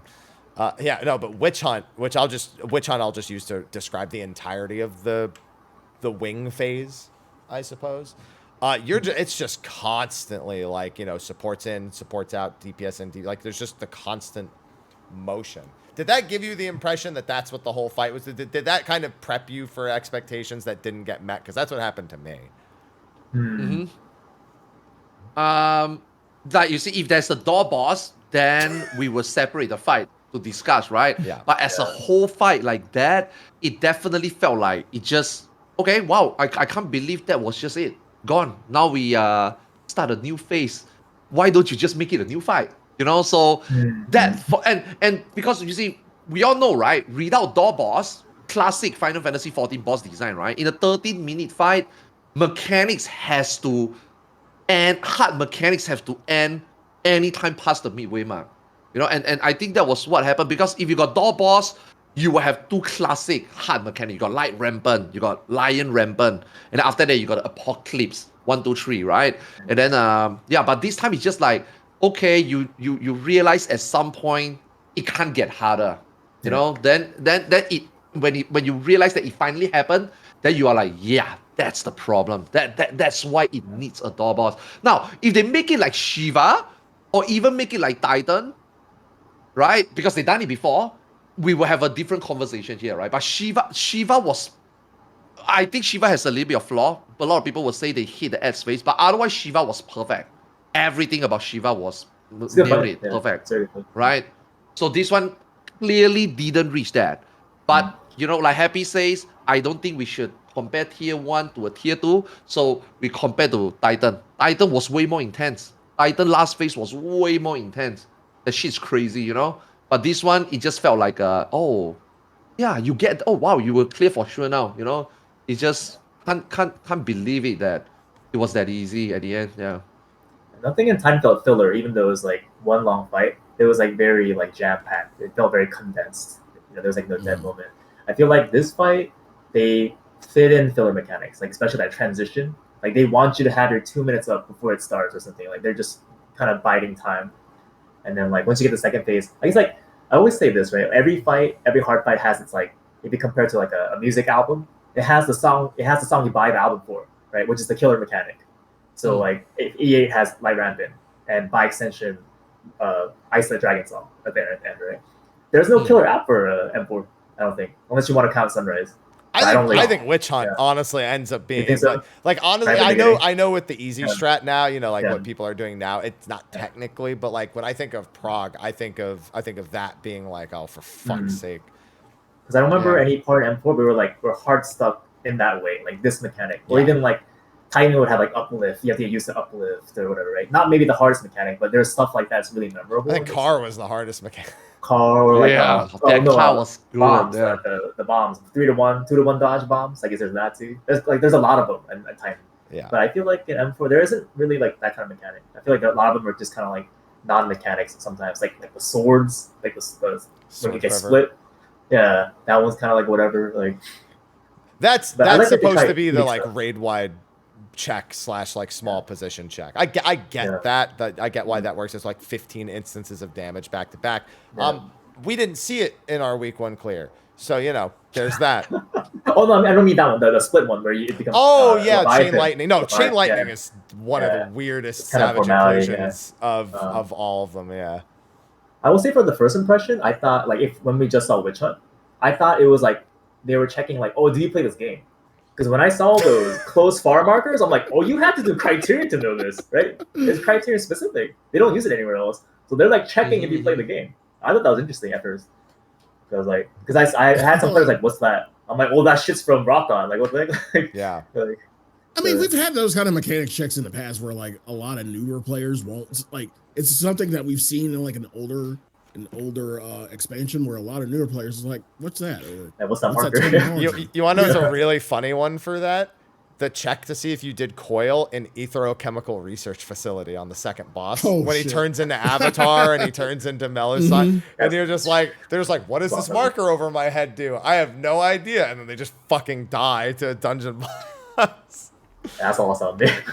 That's an old. Did you do raids last tier one or last expansion one? Yeah, this one was the rock on last boss was the only other boss that's used this. They didn't even use it in the third criterion at all. So yeah, and I think that works out well here. I wish they had done more criterion related. So I'm waiting for tripwires to show up in Savage. When that happens, we're so fucked. I do not want to trust the PF with tripwires. Oh man. God. Sly, did you even do it? You just remember the tripwires. Yep. Yeah, and then after that, you end up with a lot. Like Electrope's Edge is one of those mechanics. You know what I think the real problem ends up being? Electrope Edge 1 is just teaching you how it works for Electrope Edge 2. It's deliberately easier to teach you because they've never seen anything like it before. And that happens multiple times throughout the fight where it's put next to, like, a great example is the tentacles, fire and water tentacles later. There's no reason in any Savage why that should take 30 seconds of the fight to just do that expositional mechanic. Yeah, it's expositional. But like if this was a second or third tier, there would have been pairs or spreads or something with that. Like this fight, you can clearly tell they just took out spreads and pairs and like all that stuff in a lot of places because there should be something else happening somewhere. Yeah, I think everything about this fight felt missing. It's not comparable. I actually, I mean, it's not a bad fight, but I think this is a turn 3 fight. This is not a turn 4 fight. Everything that makes a turn 4 fight hard or, like you said, drag out the proc is just not there. Like body check, puzzle, limit card, door boss, like all these things combined. Like it's okay if you miss one, it's okay if you miss a couple, but this fight missed everything. Like this turn 4 missed everything. The only thing going is that it feels feels really good to be in there. The music, you know what I mean? The beats, like that is the only thing that makes me look forward every time going in. But in terms of like doing the fight, I'm like, yeah, it's just not intensive enough for turn 4. I consider this a turn 3. Yeah, I personally consider this a turn 3 max at best. Yeah, I feel that. And keep in mind, chat says we asked for less body checks, less door boss, less DPS checks. Keep in mind that feedback was from Anabasios, where every fight effectively worked that way. Those are things that are normal for like a last fight, but they become when it's every fight. That's what's exhausting in the PF. It's like, you know, the group's just falling apart for every reason on like P10, for example. You know, that one's got body checks. That one's got a DPS. Like it's super severe in the PF. So, but for a fourth fight, we expect those kind of things. You know, you don't expect everything to be like. I mean, but rampant. still, fuck that shit. Fuck that shit in P12 though. But like, still, we expect it. Like, P12 has some pretty interesting saves that you can pull off. Like when you do save a pull in P12, you feel really good about it. Where, bitch? Where? I was wondering. Sly, one never found it out. One time I found the pixel and I walked across diagonally to get a tower that got dropped on the other side. That feels good. for which mechanic?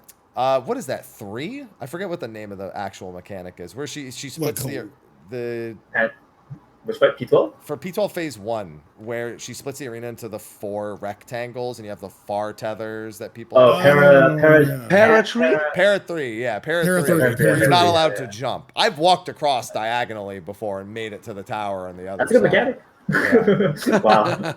So that's I would never try to do that. I tried to do that once and fucking fell. So I've like never. I've only successfully made it across twice. Once it was a wipe, and I was just like, "Fuck it, let me try." And the other time it was my tower. You can actually jump the gap. No, you don't jump. You just like pixel. Like you don't. There's only one pixel that connects them in the center, and you have to get it perfect. Essentially, there's no leeway. It's so that's some GDQ shit. Like, yeah, I was just gonna say it's literally like when someone says game zone quick shit. Literally, the next words out of my mouth were gonna be it's like a speed run where they say this is a frame perfect skip. That was exactly what it was. Yeah. That's exactly it. Yeah. It's funny. Also, sometimes you could have someone die in like the tower situation, but one of the people who's still alive can kill themselves to prevent the wipe by standing in the tower. Kind of So it's- lucky, yeah. A little bit lucky, yeah. You just have to get lucky with those. But yeah, no, this Yeah. that you don't have to think about that at all here. You can zombie your way through this. The only part of where dying is really bad is witch hunt and long short electro edge. Like if the longs die in electro edge too, it's Yeah. fucked. Or if you take an extra hit somewhere. Which honestly may be that might be the unironic wall. Even with the really easy PF strat, people just forget whether they're like 2 or 3 or, you know, they forget to check long. Like they just forget. It's all it really is. I've done that before, yeah. I forgot a couple times. Yeah, there you go. So, yeah. Like really simple, but like sometimes you just forget. And if one person forgets, you're fucking dead. So that's it. And then you have the cannon. The cannon mechanic, I think, could have just used more RNG. I'm sorry, the phase 1 cannon with the 3 stats. Yeah. Yeah. 3 times the same pattern is just like it should be 3 unique different patterns, you know? Yeah. Yeah. I think you're guaranteed to get 2 of one and 1 of the other. I don't think you can get I've seen all 3 before. I've seen 3 different ones. Oh, before. I got Final Fantasy. Yo, so funny thing, I got Final Fantasy on M1. Our entire like prog, we never had any order other than leaping half room clone into quadruple. We never had it in like maybe 8 pulls. I think seeing past that, we never. God. So when I made the guide, I was like, yeah, it's this one first and the second one. They're like, no, it could be either order. I was like, fuck, I got Final Fantasy. We had that and M3 where we got like 10 pulls of support getting short fuse. So like, it's guaranteed. And then on the 11th pull, oh shit, oh fuck. Like, Side tangent. What's everyone's worst example? I know what my worst example being Final Fantasy is. God Kefka, 22 pulls of him doing the bat kick after he does when he like dashes it, the group does the split damage, either does a front kick or a back kick. He did the back kick 22 pulls in a row, and then he did. Oh my god. Then he did futures, whatever, and kicked Futures, the ball in the face. Yeah. Past the future. That's so funny. That one was bad. I have other things. I definitely had something that messed up. I can't remember the top of my head. But Final Fantasy. Yeah, we call that getting Final Fantasy. Yeah, we're calling that too. Getting 14. Yeah. Oh, we had that yesterday. So we're in M3S, just messing around PF. I was in there, and the stream was watching. A friend of ours thought he was like, wait, on the second tag team, there's the one where there's poisons now, right? There's a chain, and the center one you get hit by the poison. A friend noticed that like he always turns towards you. I think it's baited. I think it's actually baited. Next pull, he does it again. So I'm like, I think you're right. And then after we wipe, we start talking about, okay, what's the best direction to bait it? Do we bait it intercard? Blah, blah, blah, blah, blah, right? And then I forgot what happened. I was checking my recordings from the other night. It's random. It's random. We're like, oh, wait, we got gaslit. We got mega gaslit. Yeah, so. Do you have one that So it was pops like a out? reverse. Arthars for getting Final Fantasy, just same RNG. I didn't get too much Final Fantasy. I think I can't remember one. No, I think I didn't. I think we got a pretty nice spread of RNG. Yeah. Of all time, you can't remember like any really standout Final Fantasy. Damn, that's lucky. No, this tier I somehow didn't. Yeah, somehow Any didn't get tier too much like of Final all Fantasy. time though, can you think? Oh. Yeah. Phoenix. Oh, stack Phoenix. spread. Stack spread. The Oh stacks and spread. yeah, our clear Holy had shit. that. Stack Yeah, Bruh, where you, that one- where you do light parties and it just works every time, but then you find out it's I had a story about that too, actually. But yeah, go ahead. That one is the most crazy one because Yeah. I'm telling you honestly right now, that fight I cannot even imagine how was it in the world proc setting. It must be the world first and the world X number, right? Must be so different. So if you get stacks, you just clear the fight. Like if you get spread, you just struggle. It is what it is. And I remember we were like progging so well, and then we just get spread the entire time, and we were just like what the fuck? What can we do? You know what? Like why now? The one is the one you is weren't the even most talking about Final what I Fantasy. thought you were talking about. So for us, we didn't know it was support spread and support stack DPS stack. We just put light parties and it worked for hours. And then one pull, it targeted both supports and killed one of the light parties. I was like, that's what crazy. the fuck happened?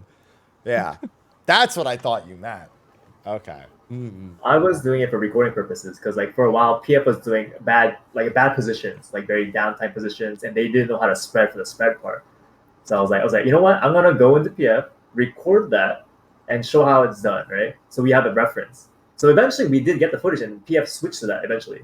Like that did happen. But what that took was this: I asked people to come with me because the mechanic is like 70% into the fight. So like you have to know how to do the fight to help me do this. So let's do this. Just case in point, we might not see the mechanic, right? Like, so we get there, I kid you not, we did like 15 pulls, all stack. I'm like, right? And on the 16th pull, we get spread, they fuck it up. Oh can't use the footage. I'm like, all right, we gotta go again. So that's what it takes. If you wonder when I make those videos, when I show those variations, that's what it takes. A lot of extracurricular recording to do it, to make sure you know how to do it right. But it was worth it because eventually people switched to that strat and then people knew how to spread. But that's what it took. Most I ever did was bring my chat into intemperance to try to get it done. Because in our clear, we we tried to do it right, but like it ended up being damaged down. And I was like, chat, can you do intemperance? Any chance? Please. Oh, that's fucked up. And then kind of after you do cannons, which the strat for it also is, you know, the PF strat is pretty much primo, spot on, eliminates all thinking. That's when the fight essentially turns off, where it's all fun and no substance at that point. Because victory lap mode. Yeah. Like I think they nailed letting us play through the transition. I think that's if you're gonna do a non-boss, I think even in top, when I think of one of the highlights of top, I think of going from final Omega to golden Omega, the little like cannon section, as like a 40-second highlight of like a part in the fight that works really well, where it spreads, then light party spreads, and then the donut AoE going out. One of the hypest moments of that fight, especially in Prague.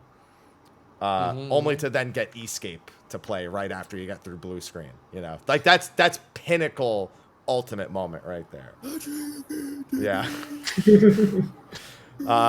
This kind of is that, but just too dialed back.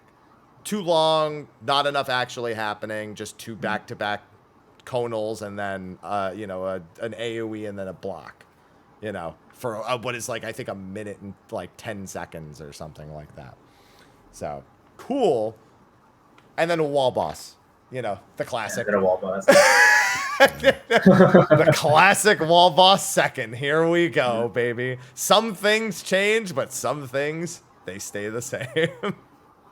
Hey, as Fidelis, we didn't get a wall boss. Always have That's true. Hesperos to look back at. I will say, Happy, you were right about your prediction, though. Yeah, I called it. I literally called it like giant look mecha. at all that shit out there. Look at all that shit out there. Like, you don't think they're gonna use that in Savage? Yeah. So. Yeah, but not only that, I called like a giant electro. It's more organic. I said it would be more like a Gundam, but I did say like some giant electro monstrosity, and I was also right about that. I didn't predict tentacles, but you know, Sion with 3 Cs. No, it was 3 before. It's fucking like 17 Cs once you get to that size at that point. But like almost nothing happens for like the next 40% of our health. It's really weird. Like mustard bomb, like. That is an EX. That is an EX mechanic. Bro, Valgar-Amanda's fire phase has more going on than that bet. Valgar-Amanda's fire phase is lit. That is true. Holy shit. Like it's like a 7-second cast to spread with 2 tethers, followed by like 7 seconds to do a debuff swap to hit the other 2. It's like, why is this mechanic taking 15 to 20 seconds to resolve? This should be like a like Zoral Jaws tethers give you less time to figure out where they're supposed to go. M1's tethers give you less time to figure out where. Yeah. And then, like, yeah, there's like the in out. That's like a classic, but the tentacles take forever to resolve. Figuring out where the dot is the hardest thing about the fucking water mechanic. Yep. Everyone's name overlaps the red icon. Yep. I remember his name's turned off, and I still can barely see the fucking thing because I'm colorblind. Oh gosh. Fucking, let's put a tiny red dot as the indicator. Yep, that's a great idea. Much harder mechanic now. And then what? It's midnight and twilight. And it's like, oh, there's 2 half rooms and baited AoEs and then an in out. And then the spread stack. I mean, to give Midnight Sabbath some credit, it just goes to show sometimes all you need is a spread and a stack to make it hard on people. Mm. That's it. I thought the one is okay. The mechanic was okay. The double cleave one, the one is normal, right? Nothing much about that. But the one after that where they drop and then it's either cannon or wings, it can be 4 different pattern, right? Yeah. I thought that one is okay. Yeah, the mechanic I thought it's okay. Yeah. Followed by an attention check on the boss as well. Yeah. Then you have to do the stock stored. Yeah, fire or water. So yeah, like that works, but it's still like a little too slow in some capacity. Yeah, and it's also the AoEs that form them give you the exact size of the AoE. Like if it's going to be if that wasn't the case, that would also go to make it a good bit harder because people when they lack confidence on like how far apart they are for the spread, that kills people. You know, so. That's another big one. And then chain lightning. Yeah, that's what's that doing there? What is this even doing here? Yeah, I'll say this though. So when we initially cleared, we held our 2s until we got pushed into the second space. When we cleared like that. The next week on reclears, we didn't hold 2s. We did it before getting knockback. You know what happens during swords? You get 2s there. You know what job I am? Warrior. You know what happens if I press enter release? I get primal red. Oh no! It's so funny. Yeah. Our one of our healers posted a screenshot of a PF he was in with a sage dead and a warrior dead, and he's like, "Guess what happened?" It's like, yeah, I remember reading Discord chat, and it was like, "Oh, is there some sort of mechanic under the stage?" Or like, "Yeah, the reset mechanic." They were trying to do the reset mechanic. Holding it in your pants. That's the mechanic is. Don't do the gap closer move. Yeah, the most toxic thing is the 4th sword because either people will be late dodging and get killed by the lightning that's close, or they'll gap close and kill themselves. That's it. But it's like she's like, you can't outrun lightning, and I was like, I can when it's this fucking slow. Can you hurry it up? Jesus Christ! Like if this was a 2nd or 3rd tier, they would have made you do like either light party stack, a 4-person spread in the line, or pairs. 100%, they would have made you do that. Yeah. In between pulses.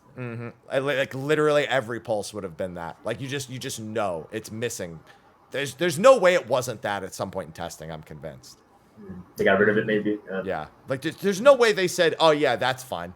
I refuse to believe somebody looked at that for a savage mechanic and went, no, that's fine. Yeah. It's good. It's good as is. We'll leave that. Not like, should we not? Yeah, whatever. 1st tier. We'll take it out, I guess. Yeah. And then mustard bomb again. That makes me wonder. See, when you mentioned that, right, Happy? When you mentioned that, right, that kind of like makes me a little bit like, see, like a lot of people. I mean, obviously, when we get a tier like that, when we get a boss like that, when we have a discussion like that, there's always gonna be people that say that, oh, but this is good, and obviously there's always gonna be people that say, oh, that is bad, right? It's always 50-50, right? The opinion. See, I think, right, is it okay that because it's a 1st tier, you make your 4th boss so easy, which then in turn just make it seem like your whole tier is easy, because that's what it is. Yeah. This whole tier at the end of the day is probably one of the easiest. But they are going with their philosophy of 2nd and 3rd tier will be harder. But do you really need to start this low? And in this case, lower? Not just the tier, but even the 4th fight. Do you really have to go that far to make the next one feel better? I feel like they gone too far making this one too easy. I don't want to use the word lazy, because I think like you said, if we players can feel that there are some mechanics that's clearly missing, 100% the developer also know it's there. So it's not like they didn't think about it. It's not like they just like, yeah, we don't need it. I think they think about it, but they just held back. So do you think first tier should be held this much? You know? I think genuinely they held back for two specific reasons. I think it was deliberate specifically for this tier. One, the smaller hitboxes, they actually wanted to give people some room to, especially on the fourth fight. I think they looked at doing shit like Witch Hunt with the melees like running all the way out, or like the not great in-out patterns, like while you're trying to do the second part of Witch Hunt. I think the first half dictates the DPS check more than the second half. Like if it was a wall boss the whole time, I think they probably would have had a closer check. Or if it was only the first phase, probably would have been a closer check because there's not that like random part where you go to having 100% uptime in the second half. So I think they deliberately took it easy on that because of being afraid of people not being used to the smaller hitboxes. The other part is I think they really wanted to try something more cinematic than difficult. I think they wanted to test that philosophy a little bit here, which just means like we're just going to focus on making the fight as cool as possible and not like making it harder. I just think it was the third priority. I don't think making it as hard as other fourth tiers was, because you look at Hesperos, if you want to compare it to a fourth fight. I know it's a door boss situation, but insanely tight phase 1 DPS check even for a first tier. And the second phase, while not insanely tight, was definitely scary, especially while you were learning it. So Hesperos, solid boss overall. I feel like also maybe like they're setting the expectations low artificially. That way, when the second tier is harder, it feels much harder. I feel like maybe a little bit of that. Yeah, I think honestly this discussion needs to happen again after Eden. Because I think there's definitely people who are like not going, oh, but that's an ultimate. Like no, I haven't heard somebody go, oh, but it's an ultimate. Like it'll be fine. Nobody's doing that. They're just like, yeah, what worried. What if? Yeah, kind of worried actually. Yeah. And it's Eden. Eden is so popular. Yeah. I don't think they can fuck it up. But because it's so popular, they might want to let everybody be able to do it. So it's like everybody's a you strong are hopefully word. optimistic. You are hopefully optimistic. More people, I guess. Maybe not everybody. And more people. They want more people to do it. It's just like, yeah. We're just roommates ultimate. No, I don't think we're just friends. yeah, no. Yeah, we're just roommates ultimate. Yeah. I know I don't think that'll be the case. I actually don't think it'll be as hard as DSR or top. I think it'll be like DSR, and because people have beaten DSR, it'll be easier than DSR. That's my prediction. Yeah.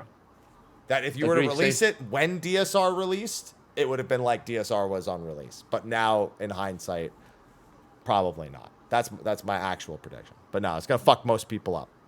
That's gonna happen. Yeah, and then and then nothing happens till Sunrise Sabbath, and then Sunrise Sabbath is like the whole thing. You know, another reason why I'm certain the spreads and the like, I think that the AOEs you get from the cannons were probably at some point a part of the second phase. The like small point blanks and the donuts and everything. I think those were probably part of the second phase at some point in the design. Especially seeing Ion Cluster 2. Like, I don't think they were going to be a part of Ion Cluster 2. Maybe they would have made it like donuts or like spreads like along the side. Like, they could have been a part of Ion Cluster 2 at some point. It would have made sense if each of the cannons shooting the shorts gave them a debuff, and then they had to know to go like either in front or out back or like left or like that checks as far as I'm concerned. But it's still they don't combine any mechanics from phase 1. As you mentioned it, they don't bring any elements from phase 1 to phase 2, which is kind of interesting. They bring the clones. They bring the clones with the donuts are not even part of phase 1, but the cannons, technically the cannon blasts are. And then here the actual colored cannon baits are basically that. And the witch hunt too. I guess the jumping and landing on the towers is the witch hunt from phase 1. Maybe that's why it feels so separate, because even like Titan, right? He'll do like the blue square, orange squares in phase 1, and then he still does it for Maxima. Yeah. And then Shiva too. She does mirrors in phase 1 and brings it back for phase 2. There's like no connection. There's not a bigger connection in this one, so it feels kind of like. Yeah, definitely missing that a little bit. I mean, the only tank buster is Mustard Bomb, I think. Yeah. In this phase. Wait, really? Oh my god. Yeah. Pretty Yeah, sure. yeah, you're right. Holy Yeah. shit. Autos. The autos hit pretty hard, but yeah. I'm they always missed them. I'm always almost dead during sunrise because of autos. Yeah. I'm just kidding. Hammers it. Those autos, they do hit. They do hit hard. But yeah, Sunrise is just so weird. And then we skipped Sword Quiver in our first 2 weeks. So. Okay. Which, by It's a the not way, mechanic. in case you're wondering, the Enrage is 13 minutes and 30 seconds. Our group's clear was 12 minutes and 33 seconds with deaths and damage downs. So, that's pretty major. Yeah. Sword Quiver begins that's at week 12:25, yeah. And that's week 1, too. yeah, Day one, yeah, day one. I didn't day one, right? Yeah, that was day 1, yeah. Yeah, that's because Sword Quiver, if you actually have to do it, is not a complete. Like, I've seen groups get to Sword Quiver, forget that all the slashes actually do hit pretty hard, and then just die. I've seen groups just fall apart to the damage from Sword Quiver itself. Pair mechanic too. Yeah. It's pairs. Oh god, pairs. Yeah, that's that's always a fun check to see if people remember their pair groups. So like, there's potential there, just not enough, because you got it. All of Stormblood essentially ended with just boring shit for the last minute. Like Neo X'd at this Yep. literally Smash for bang. like 90 seconds. Omega is like blasts. Even Eden does it. Like terminal whatever the it's Gaia, called. Yeah. Yeah, Gaia. Just explode 3 times. Terminal Yeah. loss, terminal relativity. Yeah. Yeah. So there's like a lot of that. And this is that, but nobody cares. Because you're not actually trying to beat the fight in time. You're just like, well, how much of these do we actually have to do? Yeah, basically, yeah. Like, if you could, like, imagine getting a terminal, what's it called? Relativity? Yeah, relativity. Yeah. Relativity. Imagine getting the terminal relativity and like the explosions start going off and then she just died before the first big explosion even goes off, because that's what this is. Yeah. Essentially. Mhm. That's nutty. Still my favorite fight because I vibe check with it. I enjoy doing it even if it's easy, but missing something. Yeah. So so now the 4 turns are done, right? Yeah. Now that you look at the turn 4 like that, right? Do you think that if moving forward, this is what the difficulty is gonna do? Do you think it's time that the gap, right? But we still need to see Eden, like you said earlier. We still have to see Eden before we decide. But what if, right? Ultimate is there, and now Savage is here. Now there's this big gap that Well, end players doesn't have. Do you think it's time for turn 5? You know? well, you see, like we've already had this conversation, whereas, like with the difficulty now of the first tier, and how it was a 1-day thing. There's the option of overcorrecting. Yeah, we're about to. I've heard the fear. See, you're afraid of them all being the same. What Sly's saying, people are like, "Is this Abyssos 2.0 on the way?" There's that fear of like, overtuning, overcorrecting, or I don't necessarily think they would double down. So I'm going to eliminate that like altogether. They're not going to double down on difficulty. That like you said, the fights are fun. It's just a matter of difficulty, a matter of damage, a matter of, not necessarily mechanics. I'm kind of glad they every fight isn't a body check like it was in Walker. So I'm kind of glad about that. But think outside of Savage. Yeah. Think outside of Savage. Like, think not necessarily just Ultimate. Think your not the exploratory zone, not your Bajja, but your not the deep dungeon, Eureka? the ASS Rocket. Oh, you're talking about Criterion. Criterion. Criterion. I was gonna say this. Too. Think like that. Like there are other places where they can place a lot of they can place the difficulty. Like deep dungeon, yeah, they can do that too. They could do it in the Bajja zone too. Like I think if we're thinking in terms of difficulty, I think we're okay. This is just, again, we're okay. do you feel like something is just for this tier, right? Do you guys think that something got taken away as an The end DPS gamer? check.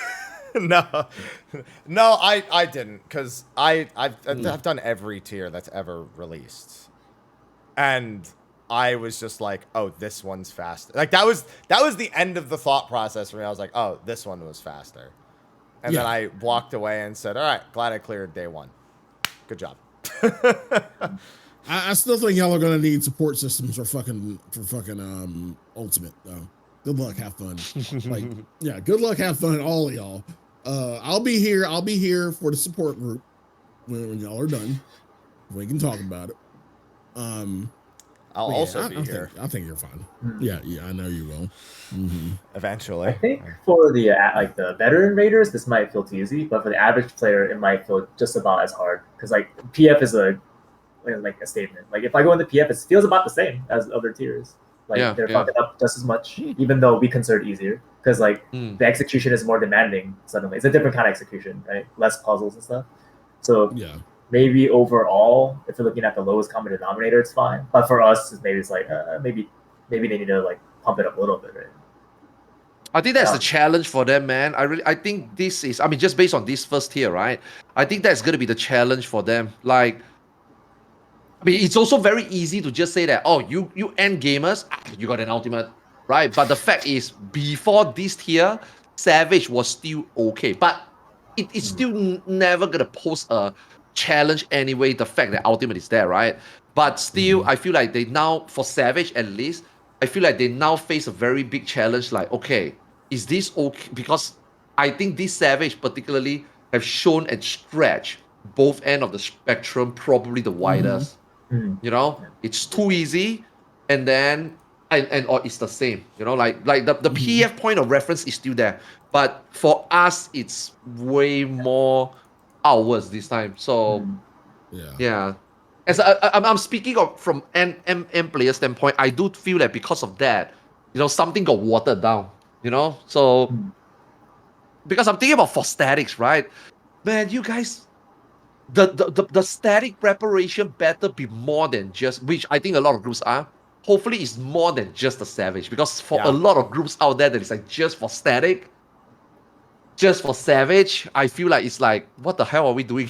You beat me to it. I was literally about to say my only advice is do not beat this tier, get this, and think you're ready to do Eden Ultimate. That was going to be the next thing I said. You absolutely do not want to ride from this into the next Ultimate. No shot. I think you don't need to be able to clear DSR to want to do Fruit, but you need to do DSR before Eden comes out if you are actually looking to do day one Ultimate proc. If you just ride this into Ultimate, I'm warning you all out there, your group is going to disband. Yep. I tweeted it out as 100%. well, by the way, Happy. Oh, you did? I said that the one thing that I worry the most about this tier is that people will look at this, oh, we all got week one, and then they're gonna be like, join groups, form groups around that. Yeah. I mean, I would say even one step removed. Like just from hearing that this tier has been 1 day, if this is your first raid tier, don't think it's gonna be easy for you, because if you never raided before, it might be too hard for you. So yeah, one step removed. And the thing is, like, we've had this quote unquote, you know, raiding renaissance where a lot of, like, I think about the Shadowbringers, that was kind of the beginning of the whole raiding renaissance where a lot of people were like learning and getting groups and going into Savage with like people like, you know, Mrhappy or Arthars or Todd or Xeno and everything, and just learning shit and like, I'm okay. And now, no, don't do that. I mean, you can't, like, it like, difficulty is always going to be a subjective thing, but now more than ever, like, you see this was done in a day, and that's not to say that the future tiers won't be more difficult. Again, I think, honestly, I am scared if they fucking overtune. I'm scared for y'all. But you know, again, difficulty is subjective, and what I'm kind of interested to see is how they apply this difficulty to, like I said, other content.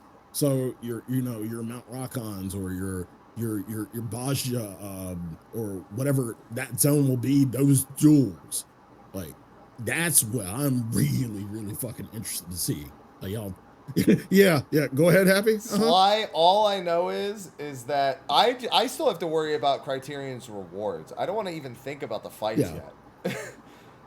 Let me start with the thing that was actually wrong with it first before I start thinking I mean, about to be fair, yeah.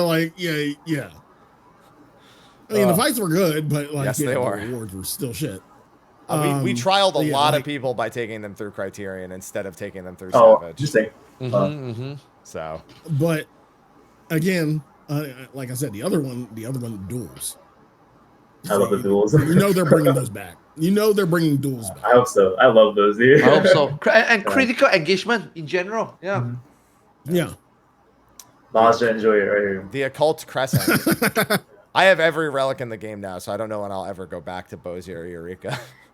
I don't know that I really want to see those places much anymore. Not right now, at least. Yeah. No, it's under observation.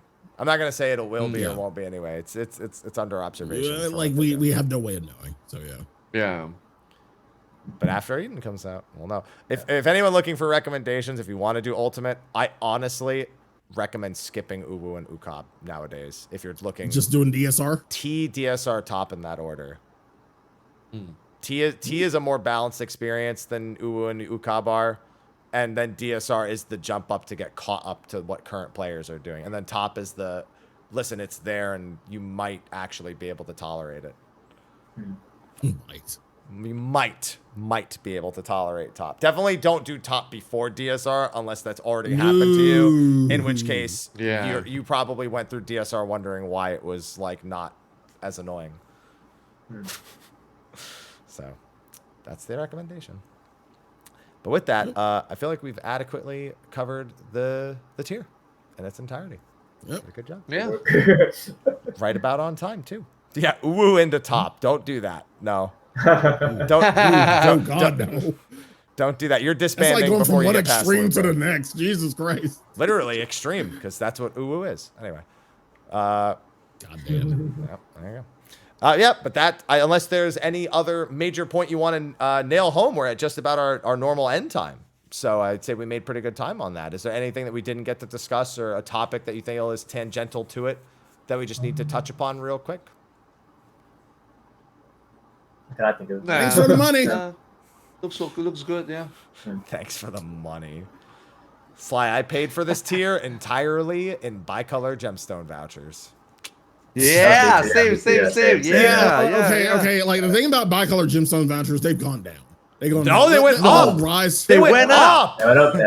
Yeah. No, the fuck. Like, what are they on your server? 135K on either. 145K each. 150 yeah. each over there, yeah. Yeah. They It were will always go 153. up. Gemstone will always go up. It only dipped at the beginning of expansion There's a before huge mountain Savage. involved. It's not going down. Yeah, On- 500 of them. It will not go down. I think only because it's the yeah, the whiv rate did go down. What were we to at 115? I think at one point we were at 115. That was like a week ago. Yeah. That's the lowest. But moving forward, when they remove instances, or even now when more content comes in, fate Yeah, doesn't they're gonna become go the up. only thing you do. Yeah, exactly. When people Less finish people are doing it. leveling, that is the time where we will raise up. Supply and demand changes, so there's less people, Yeah. putting it up. So. Yeah. Yeah. Don't worry. I plan on making a lot of money with orange scripts and bicolor gemstone vouchers this expansion. Yeah. And Unreal. And then, of course, we got like what? 0.1 is Unreal, right? Yeah, it is. My troll just sold for 12 million today, so I was riding that high. So that was good. Yeah, so I've got that shit saved up. So the minute Oh, Unreal wow. happens, like that's like 25 mil off gate Yep. at least. That's the plan. That's the fucking plan. I hope it's Nidhogg. Woo. Hope Oh, you think so? You don't think they'll skip to Stormblood? Or Well, they did Ultima Weapon for 6.1, so I'm just kind of hoping. true. Oh, there's one lingering one.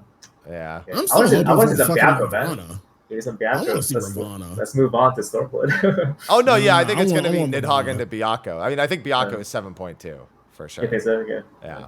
Byakko, Suzaku. Yeah, I think they're gonna do. I think we're gonna find out the Unreal pattern is the trial series is 0.2, 0.3, 0.4, just like and then 0.5 will probably be the previous expansions, like MSQ. So then it'll be Shinryu afterwards. Oh, that's a good one. Yeah, that is. I think Nidhogg's a great Shinryu's one. a I good would love Nidhogg. Oh, Nihon is also Yeah. good. Yeah. Yeah, very good one. All right. Well, thank you for taking the time to join us, gentlemen. Appreciate it. Glad we could have this discussion. Let's go into our outros then. So, Joonbob, again, this was your first time here, so floor is yours. Well, first of all, thanks for having me. It was a good time, good discussions. Got to see you guys again after Media Tour. It's been a while. Yeah. Plug wise, mostly, my guys, right? So search Joonbob on YouTube. I'll pop up. Thumbnails are pretty unmistakable. Go to those. Occasionally stream on Twitch pretty casually. Find me if you can. Yeah, he's got like 5 different names. I was trying to fucking find out. I was like, so his display name is Joonbob. His Twitter name is Joonside. And then his fucking Twitch name is June Clancy. He's And I'm just different. like, Yeah. If you can find me. I'm somewhere. I guess most importantly, so this time around, like I am changing my approach a little bit on releases. So my thing was always like trying to catch the tail end of like people coming in late. So you'll have something comprehensive. So if you come into PF late, you'll have a reference. You'll know exactly what to do just watching the video. But I realized PF and just kind of content making has changed over the years. So me just doing it my way is not enough. It might cause more harm. Like, or there's harm I could prevent that I'm not preventing. So this time I'm trying to put stuff out more early. So, but this does take a lot of my personal time because this is all made on my personal time. So if you want to contribute to more high quality releases, consider going to Patreon. Patreon/Joonbob. That'll help a lot. That'll literally keep the lights on. That'll let me just do videos for 14. So that'd be awesome if you took a look. thank Christ you at least got the Patreon name as Joonbob. Yeah, that's what Joonbob. That was Joonbob, yeah. So take a look. There's some rewards here and there for certain tiers. Shout outs to 3B crew, whoever's watching from our chat. That's it. Thank you. Thank you. Arthars, floor is yours, sir. So you can catch me on twitch.tv/Arthars, yeah. Twitter, thank you, Frosty. Oh my god. Thank you, Happy. Oh shit. You know, too much. Well, thanks for coming to my Mog God. Talk, pal. I already knew which one Later was the your Mog Talk. favorite. It's fine. Then again, you're man. basically a third host on Mog Talk. That's like if you stream. That's like if you stream in the morning every day for like a year, and then you stream in the evening and say good morning Oh fuck. Yeah, thanks a lot, man. Thanks for putting the Twitter properly here. Also, the same for YouTube. Ever since Media Tour, meeting a lot of you guys, very humbled that I'm amongst even better content creator that I think. Like I just play games, but when it comes to like creating content guides for people, for the others, every category, I'm just still an amateur compared to you guys, right? So it has been like a honor learning from all of you. I try to take back as much as I can. So I'm also working hard on the YouTube front. So all these little things that I can interact with you guys, know that what you guys are doing definitely helped me a lot. Had helped me a lot in the last 10 years. And I hope that it will help me a lot also in the next 10 years. So yeah, big shout out to everyone that I met in this one whole year. Like, I consider this like a finale, because attending a fan fest for me the first time was a life-changing experience. Happy you weren't there. I was really sad that Happy you weren't there, but I'm glad that I eventually caught you at Media Tour. So going through all these fan fests and then the Media Tour, like for me is checking all the bucket list for me on the Final Fantasy. So thank you so much for meeting me. And meeting all of you, Sly as well, Happy finally, and even Joonbob, so Very briefly, I'm glad that I very did it. I'm glad that I did it this 1 year, and I will cherish this a lot.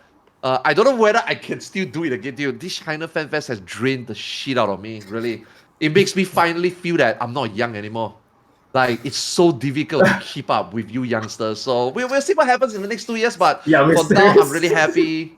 Thank you so much, I'm the everyone. youngest one And here, I'm pretty sure. yeah. I think Happy's the youngest. Thanks a lot, here, man, right? guys. Thanks so much. Thanks so much.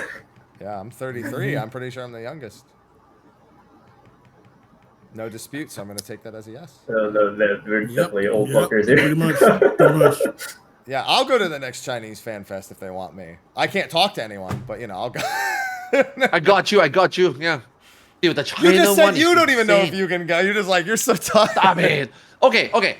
The news is that China, and I'm gonna assume also Korea, is gonna get global release. Yeah. Right now, like for this particular China Fan Fest, I wasn't even planning to go. Like I was just like, I want to raid. The timing is so bad. It's savage release. I really didn't want to go. It's just that I started streaming on Bilibili and like have staff managing, right? I never met them as well, right? I just felt appreciative that I should. It's so near to Singapore, so it's actually the best one to go. It's cheap. Dude, I don't know how you Americans spend the money and the quality of the cost of living there, man. Like I went to media tour and I went to the American Fan Fest. It blew a hole in my pocket, man. I don't know whether I can do it again. But if the next time, if China is global release and they're gonna get the same information in line with the China, the NA EU JP Fan Fest, then I think I think I will go again. But as of right now, I really don't have any plan. It's just I'm too burnt out with that. Very tiring. Yeah. You got another year and a half. You got time to get your energy Yeah. back. You got time to think about it. Yeah. I will be 46. Happy. I will be 46. 46 years young. 40 is the new 30. Yeah, but he's approaching on 50. You can't say that anymore. 50 is the new 30. I just turned 40. Yay! Hey. I'm joining you soon. I think next year 40. Yeah. You think? All right. You know what? Yeah, I don't check my age. All right. Yeah, I'm the I young. always forget. Yeah. That's old age. Anyway. That's old age brain rot. Yeah. Am I 38 this year? 39? Oh, whatever. What happened? I was born at some point. Who knows? All right. Thank you again, Arthars, for joining and for the kind words. I will, if you do go to the next one, I am going to the next one. I'll make the effort. So if you do go to the next NA one, you will see me there. Unlike this time where I said, nah, fuck it. I hope so. I haven't hang out with you much, man. He says met at Media Tour. He was there for like 10 minutes. Yeah, Like for at dinner. He was like, I gotta go. And I just I missed you by like 5 minutes, Arthurs. Like I saw you, and Yeah. then you were gone. I missed you by like a couple of minutes. Like you were just gone. It's that flight home. It's that flight home. Yep. Mm-hmm. That 2.5 long birthday party beforehand really. Yo, you know what? I never get to ask you guys this.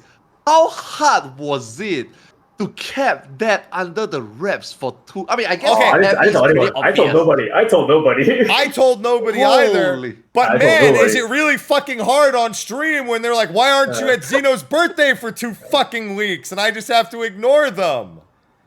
Well, I Yeah, was like, holy God, shit, I man. wish they weren't making this joke every fucking day. It was easier for me. It was easier for me because the running joke was I would never get invited, so nobody suspected I would go. I was like, fucking Christ. I want to go a day without somebody asking me, please. So that's how it was. Yeah. It was ignoring people a lot. Thank you. Hard for some, easier for others. All right, let's finish our outros though. Sly, you're up, sir. Yeah, you can find me on twitch.tv/Sly AK Gray Fox, Twitter Sly AK Gray Fox. Again, thank you so much for the support for Sly's 24-hour drive-through pawn and gun auto parts pharmaceutical adult gift bait and tackle discount cigarette outlet. Again, it grossed 218 million gil. So it was really appreciated. Again, the next tier, I look forward to me being your crafted gear supplier. You know what I mean? I just crank them shits out, market board craft, so you will get them as quick as possible. Honestly, I had one dude order pretty much every melee set. So, yeah, that was one order. But yeah, like again, thank you all so much for the orders. Yeah, FanFest, the next FanFest, pretty much doing the same thing we did at Media Tour and just bringing more alcohol. So, Sly, I thought for a second you were gonna say you were opening the crafting shop for fan. I was like, my brain was like, we're doing the same thing. I was like, you're crafting at FanFest? yeah. I'm doing alchemy live. I'm doing technically, yeah. I'm doing my alchemist specialist live. True. So yeah, FanFest. I'm doing the same shit that I did at Media Tour. I just brought like a couple bottles of bourbon from Media Tour. No, this time we're having a fucking rager. I'm bringing the whole fucking bar. So yeah, it's a big bar. Yeah. By the way, Arthars, you missed that. We were just chilling and drinking bourbon in my fucking hotel room, just fucking talking. You were doing it in the. You were in the lobby doing it too. Yeah, I just brought a bottle down to the lobby. I met Minda and Joy and Jahara because they were first day. But yeah, like everybody else just came up to my room. We were just drinking bourbon and having a good time. FanFest, I'm bringing the whole fucking bar. And it's like all the content creators, like we're just going to be in one room drinking and have a good time. Yeah, it's going to be like, Arthars, you're going to want to be there. Mrhappy's going to be there, of course, because, you know. I'll try, I'll try. I'll also try. I haven't actually been to FanFest yet, actually. Oh. Yeah. Never worked out. Yeah, that's me. We'll see. Happy? We'll probably be in Vegas again. Mm-hmm. Oh.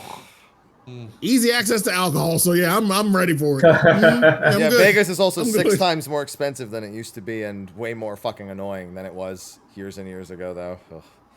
Yeah. Mr. Happy 1227. That's me. Yeah. They're already here at my channel where it's uploaded. What do I need to say? They found I'm here already. It's like you're sucked in. It's you know, it's all about them. Tonight I have something fun. So a couple of weeks ago I did a little date night stream, which it's more like platonic, like it's more like public socializing is really how it would describe it. It was like a 5-hour stream with a lot of pretty funny topics. Tonight I'm doing another one with Midna, and she came up with a fun plan. There's this card game, I forget what it's called, but I have it over there, that she wants to play. That's kind of like that. It's like a public social like card game thing. So on top of just the usual stuff, have a few drinks and chill. We're going to be doing that at 8 p.m. That's been nice because I feel like, especially in the content creator space, a lot of us are not great at socializing. Socializing? We do from time to time. Meanwhile, I'm Southern as shit. I'm like, yeah, let me get my bourbon and I'm good. Yeah, I mean, you just always have, you have to socialize with people, not the bottle. I do. I do. The bottle's involved too. It's his baby. Yeah. So that's going to be tonight, and that'll probably be a regularly occurring thing. I like the idea of doing a public socializing event that's still kind of like, that's not just streamers being streamers in a sense, because it's like just. Is it like a different guest every time, or what's the? Well, I mean, it's only the second time I've done. I do have another guest in a couple weeks though. Annie, she made my Viper cosplay. Oh. Okay. Yeah. So, and I may have her working on another one. Ooh. Yeah. Okay. Yeah. Something a little less new and a little more old school, but still Final Fantasy. Oh wait, you're doing a Naho Bino cosplay. Let's fucking go, boys. What? Wait, what? SMT5? Yeah. SMT5. Yeah, he played SMT5 Vengeance. Yeah, for like 4 hours. Sly, I already forgot that don't the mean names. shit. I can imagine you with long blue hair and in a tight ass bodysuit. Sly, I would ask you never imagine me in a tight ass. I would ask that you never imagine me. He's like, please don't. Ever again. Please undo that. Just Nah, too late. It's already in my head. It's already here. Control. It's already there rent free. I can see Happy doing the. No, Honey Be Happy. I considered Honey Be Happy. I did, but I want her actual one. Man. Then I saw her heels and I said, I'll die. Her heels are not possible to walk in. They're literally stingers that are like this long. It's insane. All right. But anyway, we're going to go into a short post show real quick. Just unwind for a minute or two, and then I got to get going since, we're about 20 minutes over the usual end time. No worries. That was expected for a Savage show. But appreciate again both of you for coming on. I'm glad, and we'll have you on again in the future, at some point. Thanks a lot, man. Thanks a lot. Yeah.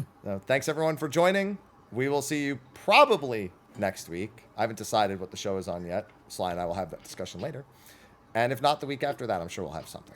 But anyway, Yeah. thanks for coming. We'll see you later. Wave See you bye. soon. Goodbye. There you go. Bye bye.